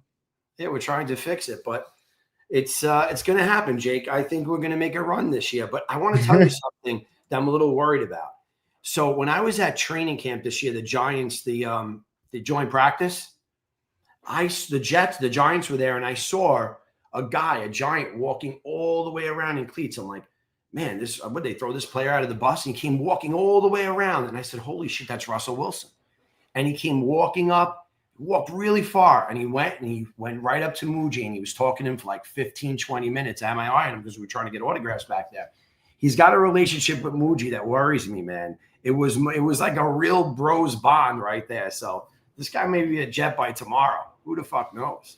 Well, I mean, look, I don't think they're going to sign him. If they did, I think it'd be a complete waste. He can't play. So for those rooting for the March for Arch, if they sign Russ and he does have to play, they're not winning any games he starts. That's why I think it's pointless. Just let Cade Klubnik be the number 2, and let's at least evaluate a young player if we're going to lose games. Because once Geno goes down, they're effed. They're not winning. They're not going to do anything of significance with any backup they bring in. It's not happening. Yeah, well, I just don't want to see him to be, we already seen what he could do. He can't do shit. So, but yeah, everyone, the draft was incredible. I tried to give everyone the best view of it as I possibly could. We went so hard. We were up for like 3.5 days straight. I really did not sleep. I just got my voice back today. And it was an incredible experience. I tried to represent the Jets as hard as I fucking could. You know it, Jake. You know how hard we went. Now, did you get this picture printed out and framed yet? That's Lou holding his phone there, right there with David Bailey in the pit. I actually do. I have it here in the Newsday. We're in the Newsday. We're in a bunch of different stuff. And yeah, here's the Newsday, which I really like this one too. It's just like, yeah, look at that. Oh, hold on. Let me go full screen on you, Lou. There you go. One different. And yeah, so it was crazy. And everyone in that pit, 11 guys, everyone was a true Jets fan. And like I said, we were getting ready every pick who we thought we were going to pick. And, I try to like master this draft. I got every pick wrong. It was crazy. We're like, all right, get ready. We're going to scream, Denzel Boston. Oh, no. We're going to Makai Sadiq. We were so wrong. Every pick. It was crazy.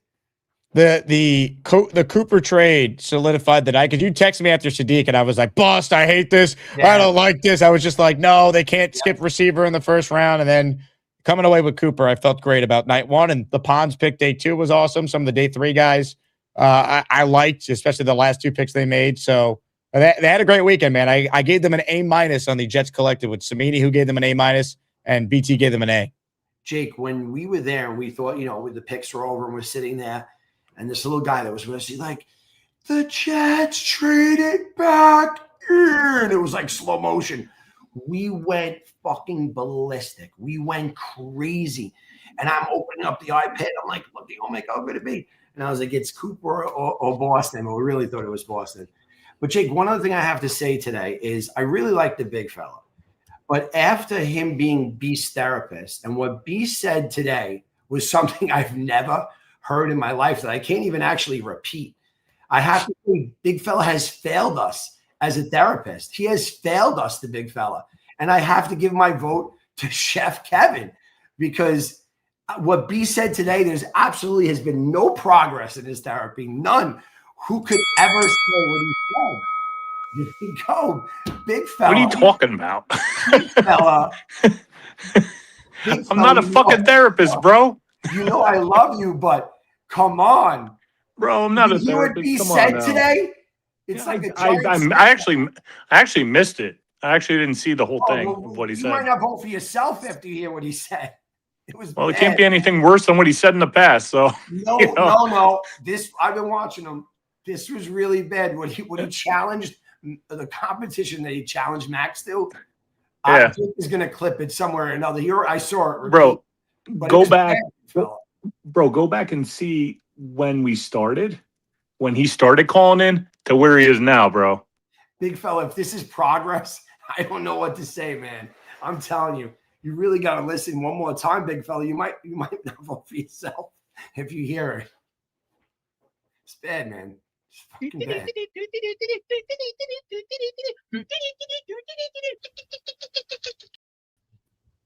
¿Qué pasó, el Luby? Yeah, Beast.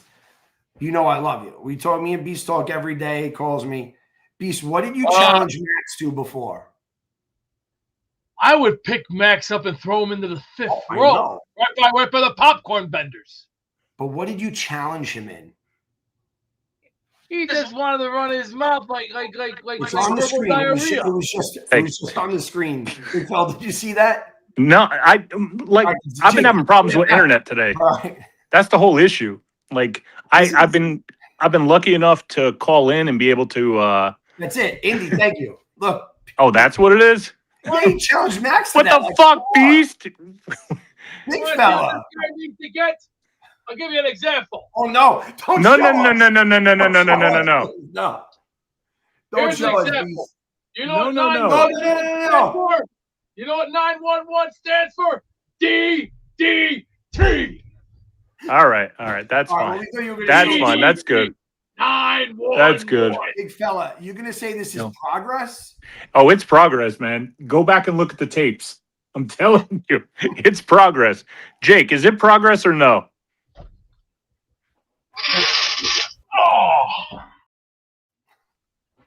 It is total progress. Yeah. Believe me. You know who I took that from? I love you, big fella. I love you too, bro.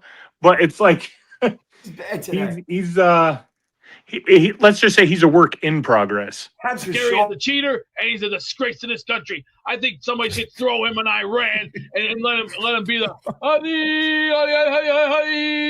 yeah, that's right. What up, y'all? What up, y'all? Oh my God. Oh, Gary. Who brought the flea bath into the room here?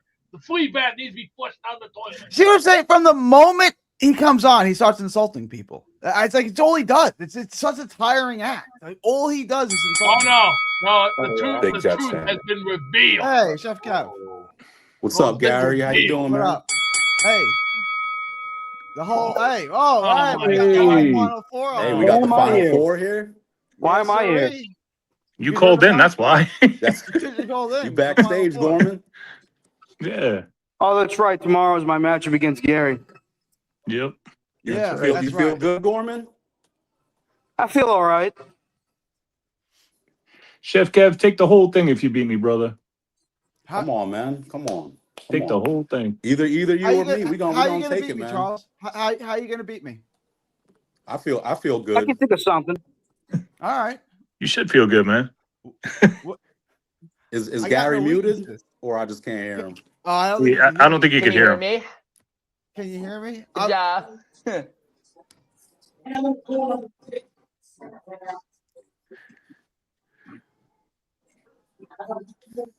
Put me back on later, Shot, Jake. Charles. I got some.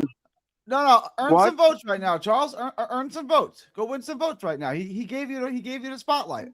Go win some votes. Tell them why they should vote for you. All right. Make sure you vote for me for my Asmaniac Madness tournament tomorrow, and for me to win the whole thing. Because if I do, why should they vote for you? Why you? I was going to explain, Gary. Stop cutting me off. What I was going to say was, if you vote for me to win the whole Asmaniac Madness tournament, I will do everything in my ability to use my magical tanking powers on not only the Colts, but the Packers and the Cowboys, so the Jets can get additional first-round picks. Trust me, everyone. It's in God's will. Peace out, everybody. That's good enough for me. You'll only do that if you win. This is what I'm saying. He's not a Jets fan. So if he doesn't win the tournament, then he's not going to use his tanking powers on the Colts. I can't even hear Gary, man. He's leveraging. Gary, you're gonna do your thing tomorrow, man. Don't worry. I'm ready. You take care tomorrow. Like I said, I don't get nervous. There's no point in getting nervous. So, I know that chat got to be going crazy, man. Yo, chat.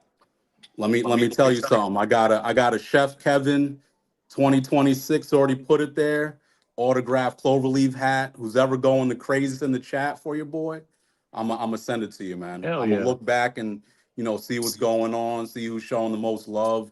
I already sent that Bonesy brush, Joe Bones and Mr. Bo. I already sent that brush out to Mike D's. He deserved that.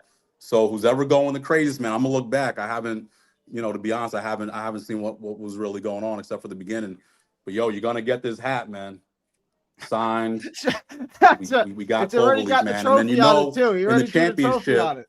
If I get there, we doing it big, man. Believe that, man. Final four. Asmaniacs roar. The best of the best. Who survives the test? Let's go, Jets! Now let's return to the Jake Asman Show. Thank you. Go. Just go. Please go.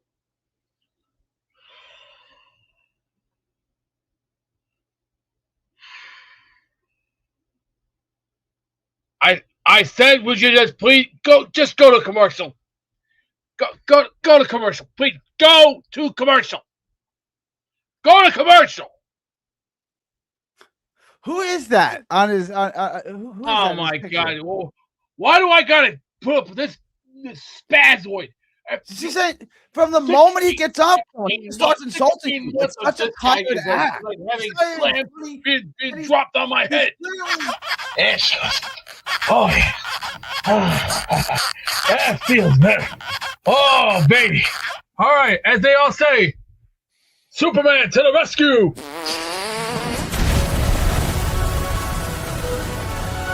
$15 minutes left in the show. Get your vote in. It's 53-47. Chef Kevin leading the big fella. Purple Belt Mike in the raffle for 4. He's donating these to our pal Indy Jets. Let's go, Mike. And here we go. Let's go. Let's go. Before Gorman was on screen and then he left, he did send in a super chat saying, "Hey, Jake, keep up the great work, my friend." Thank you, Charles. All right, last couple calls remaining here, and then we'll determine a winner. By the way, this was just sent to me by the Charles Gorman campaign. Here's apparently Charles Gorman braiding Gary 3D Boxing's hair. When did this happen, Gary? Oh, we know who braids my hair, and it's certainly not Gorman. It's Mimi. I've gotten my hair braided live on your air. Remember? You have. That's why I was surprised that you let Gorman do it here. I would never let. No disrespect to Gorman, but Mimi is my hair braider. Like that's non-negotiable. So this photo was made by Al. It's not real. Yeah, this is made by Al. This is not real. He is in his Colts gear. That's accurate. He's a big Colts fan, apparently. Gary's handmaids braid his hair. No, Mimi. You guys met Mimi. Last year, y'all met Mimi. You know who braids my hair. But no, this is the picture of him. It's believable because he's in his Colts gear. He's got all of his Colts paraphernalia on the wall. It's believable, but this is that at least isn't me. You guys laugh. It's not funny. This is regurgitating. Those are two fairly young men. You want to see what a real man looks like? They don't care. They think it's funny that they're sickly and ill. This ain't no bullshit. Beast and Gorman look great. Yeah, they're both physical specimens. Destructive but constructive. That's extraordinary. Yeah. 272 pounds, muscle and might. I'm all thrown off here. I'm all flustered here. Can I get them at that point? Yeah, you could try. Oh yeah. If you don't fuck off, I don't know what else will. Have a good day. Oh, you're clowning me about what I said to my people. Chazzy, it's Chazzy You're telling G. me about what I said to my Chuck people. Billionaire, Chucky Billions, Chucky Money, Chucky G, Chucky Gambino, the head of the What I meant to say Gambinos. was, if I win the whole Asmaniac Madness tournament, Chazzy I will dollars. use my magical tanking powers on not only the Colts but the Cowboys and the Packers, so the Jets can get additional 2 first-round picks. But of course, since Gary doesn't believe me, I don't know what else to tell him. Why would you only do that if you won? Why wouldn't you do that? I would do that if I lost by 100 points. I would still make the Colts and the Packers tank. Because why? It's a promise. It's a guarantee. If I win, I'll use my magical tanking powers. Yeah, respond to the question. Why wouldn't you do it if you lose? Only happens when I win, Gary. That's how it works. Yeah, why? The question is why? Why wouldn't you do it if they even if you lose? I would still want those teams to tank. So why wouldn't you? Like if I had tanking powers and I lost in the first round by 100 points, I would still make the Colts lose all their games. Why would you not do that? Let's just say my tanking powers won't be as powerful if I lose. No, thank you. Jets. Let's go. Man, oh man, that's tomorrow afternoon. I can't wait. Asmaniac Madness is down to the Final Four. Asmaniac Madness is underway. Make sure you make multiple accounts and vote 50 times for Gary 3D Boxing.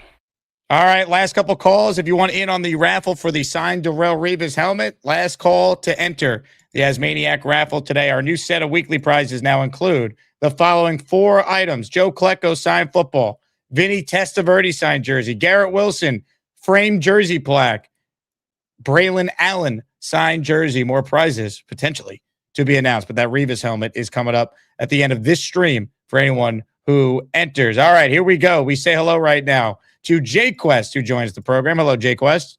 Jake, what's up, bro? Jake Quest. How are you? Living the dream, man. How are you? Let's go Jets.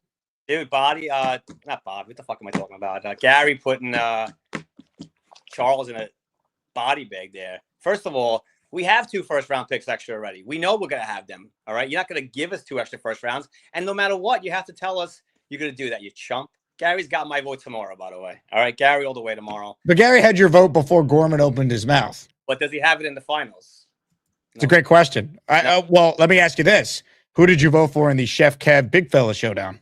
Let me ask you a question. Who brought gas station pizza to your Hicksville meetup? Chef Kevin. Chef Kevin. You know, who's always at these meetups? Who had like 40 Asmaniacs at his restaurant? And basically we got free food. And half these assholes didn't even tip the waiters those cheap bucks. Next time we do that, you got to tip the waiters, man. Put $20, $30 down, man. We got free food from Chef Kev. Tip those guys. And not only that, like my dad was in the hospital a few years ago, and a lot of people in Discord messaged me, you know, but Chef Kev, man, every day he was texting me, asking me how my dad was. And like, that's true to my heart. Big fella is a great dude, right? Big fella is an awesome dude. And nothing against him, but I had my vote for Chef Kevin. He's a great dude, great Asmaniac, and if he wins today, he's got my vote in the finals, whether it be Gary or Charles. Chef Kevin, all the way, Jake. Outstanding endorsement. Now, did you have a Jet point at all, Jake Quest? Because I know sometimes you like to give some Jet takes. I do. So, like, in terms of, I called yesterday, but my internet was fucking trash. I apologize. So I was excited for the draft. I guess I think everyone is, right? We got some offensive weapons. Last year was kind of, Membu and then Mason Taylor. Besides that, it was kind of crap. I'm excited for the draft. I was excited for who we picked. Whether it pans out, right? Who the hell knows, right? We don't know if Bailey's going to work out, if Reese was the better pick. We're going to find out soon enough.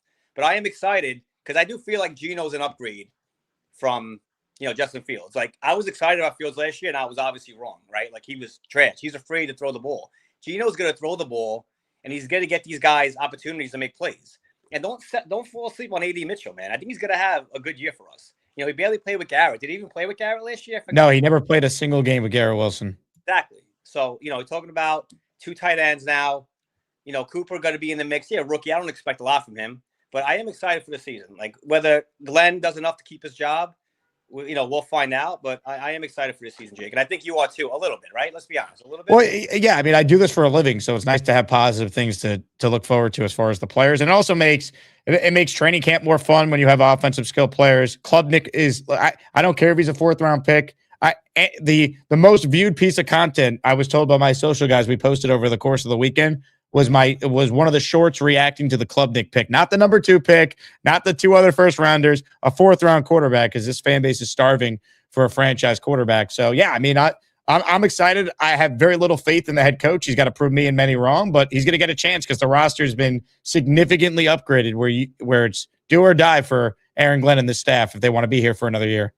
And I missed the beginning of the show. You guys did some breakdown on Klubnik. Me and Nate were watching some film yesterday on him. He got pressured a lot last year, dude. He was under duress like a lot of times, and he made some pro throws, in my opinion. Now, whether he's a career backup or a savior, who the hell knows, right? Like, we don't know if he's going to play next year. Most likely he will, but we don't know. Oh, Jake, real quick, I know you didn't get it to it on the Jets Collective, but I just saw it on Twitter. Let Thunderlips know that Rossini and Gase were doing coke together. It's confirmed on Twitter. All right. Yeah, Twitter very reputable. The fact that Thunderlips thought that I was going to put that super chat up and ask Rich Samini to answer that question. Yeah, but hey, my super chat last week on your show was not bad. If anyone knows, older fans know, Bruce Coslett's daughter used to hold his headset wire on the stand, on the sidelines. Is there anyone in the chat remember Bruce Coslett's daughter? She was a blonde. She was pretty. I just wanted to know if Rich had any recollection of her, because I remember her vividly on the sidelines. It was nothing perverted. It was all good. So you wanted me to ask Rich Samini if he remembered Bruce Coslett's hot daughter on the sideline, essentially? Yes, that's exactly what I wanted. and you thought that would have been a great question. It was a fact. Look, in the chat, does anyone know Bruce Coslett's daughter? Please tell me. If you're and you remember Bruce Coslett's daughter, pretty blonde, always hold the wife. She would follow her dad around. She was great. So I don't know, whatever. Next time you ask stuff for me, all right? It wasn't. All right, I'll add that to my list of things to do. Thank you. Hey, Chef Kev, baby, let's do it. Ladies and gentlemen, a strong endorsement from Jake West. Asmaniac Madness is underway. Make sure you vote to make your voice heard.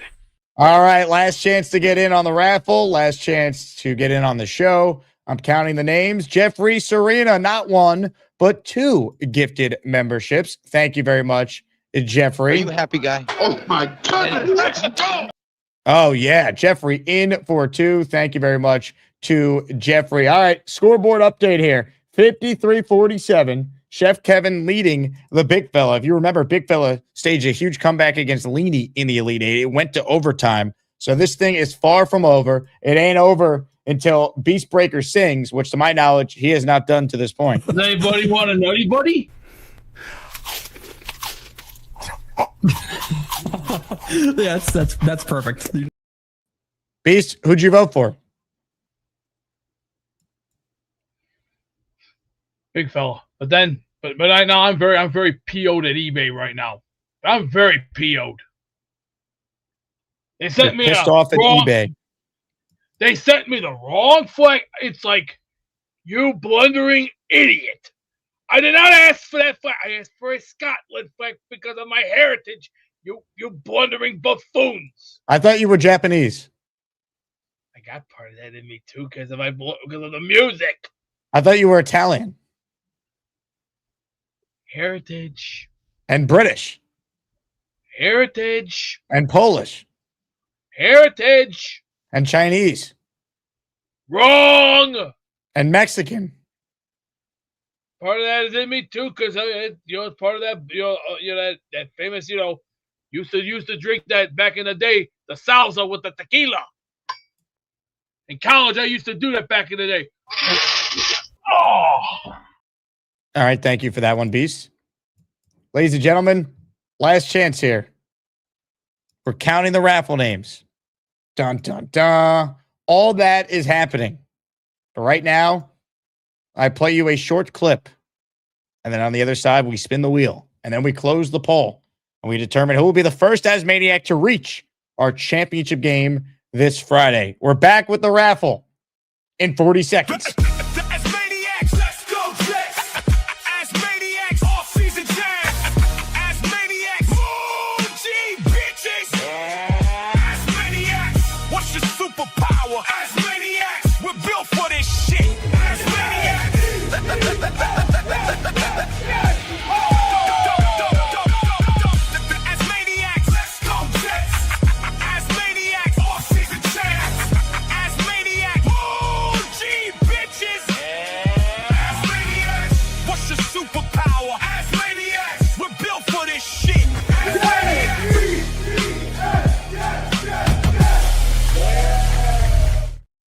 All right. Are we ready for the Wheel of Champions to be spun?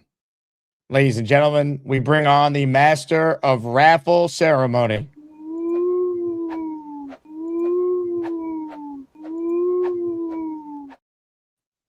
Austin 316 reporting it. Bring me my wheel. Let's get some winners today. Because today's winners are going to get lucky. Hey, Darrell Revis, hat or not hat, but a helmet, ready to go. The hands are on the wheel. We're at number 2. Let's spin. Let's get a winner right this instant. It's time to announce the winners of the weekly Asmaniac raffle. Let's spin the Jake Asman Show Wheel of Champions and find out which Asmaniac is winning an epic prize. Oh, yeah. Here we go, folks. A Darrell Revis signed helmet is up for grabs. Music, please. All right. If you entered during our morning stream, you're in here. If you entered during the afternoon stream, you're on the wheel. Ladies and gentlemen, if you don't win, you know the rules by now. We've been doing this since December of 2024. You're in our weekly raffle, which this week already has 4 signed Jet-related items that we will give away next week on the program. Good luck to all. But only one Asmaniac can win this signed helmet. If you win, the only way to get the helmet is to email me, asmanjake@gmail.com, your name and address so we know where to send it to. Good luck to all. But the winner is...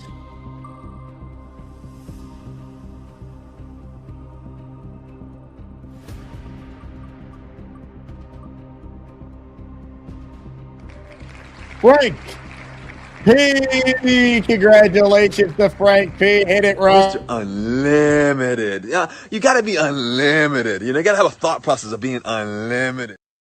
Ladies and gentlemen, Frank P. has won this autographed Darrell Revis authenticated Jets mini helmet. Congratulations to Frank P. Hit the Jet chant, Lowski. All right, it is time to close the poll and advance someone to our championship round. It was a back and forth battle. These two guys are both tremendous callers, been a part of this show for a very long time. Both certainly deserving of being in our Final Four, but only one Asmaniac can advance to our second ever Asmaniac Madness championship matchup. And ladies and gentlemen, the winner is Chef Kevin. 53-47. The final score, Chef Kevin defeats the big fella. He advances to the championship game on Friday. 631 votes were cast. Great turnout. Big shout out to everyone who cast a vote. Big shout out to the big fella. An incredible performance throughout the tournament. Chef Kevin has brought it. Each round, he's had something special, and he's moving on. So Chef Kevin has advanced to the championship. Who will Chef Kevin play? Well, we're going to get the answer to that at this time tomorrow. The 1 seeds meet on the right side of the bracket. Charles Gorman and Gary 3D Boxing head to head. The winner takes on Kev in our championship round. What a show.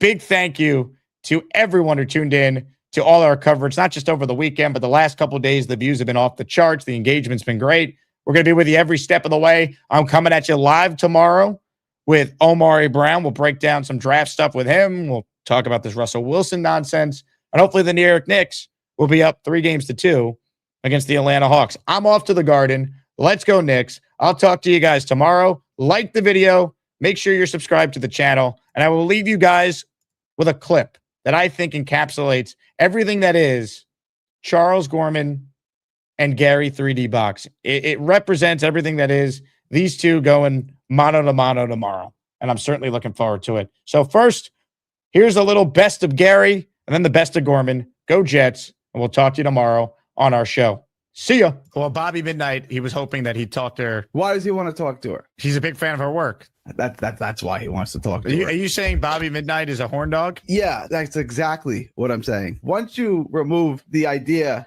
that you want to have sex with them, most women don't really have anything interesting to say. And that's not a shot at Ariel or anyone in particular. It's just here we go, observation. Here we go. Once you take sex out of it, they don't really have that much that's interesting to say. And especially if they're like an 8 or above, they're useless because they've never had to be interesting because everything they've gotten in their life is based solely on one thing, their sex appeal. Ariel's my friend. She likes me. I'm not going to jump a bones like you think. Clearly you do. But I'm not going to jump a bones because she's much younger than me and we're friends. What does that matter? She's younger than you? Fuck that. I'm done with you, Gary. Every time you put people down, I don't want to talk to people that have low ID. I never mentioned you. Okay, but don't bring that up. I want to jump a bones. I don't. I just wanted to say hi to her. Not that I wanted to jump a bones, okay? You don't find her attractive? She's very attractive, but I could be her father, knucklehead. So what? So I don't want to fucking jump a bones, okay? I certainly don't think that's true. I mean, pissed off right now. Yeah, you have no idea why you're upset. Because you said I wanted to jump a bone, you asshole. I never said that. Yes, you did. I don't even use the term "jump her bones." I've never used that. You know. Yeah. And I wanted to jump a bone, you asshole. She's very attractive. Yeah. I wanted to jump a bone. It's becoming a trend. Did he power off his phone? You never know what you're gonna get on the show.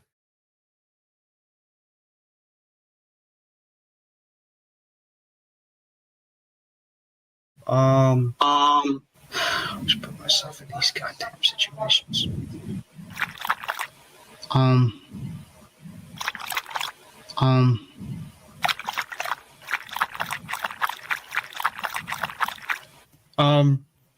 Nah.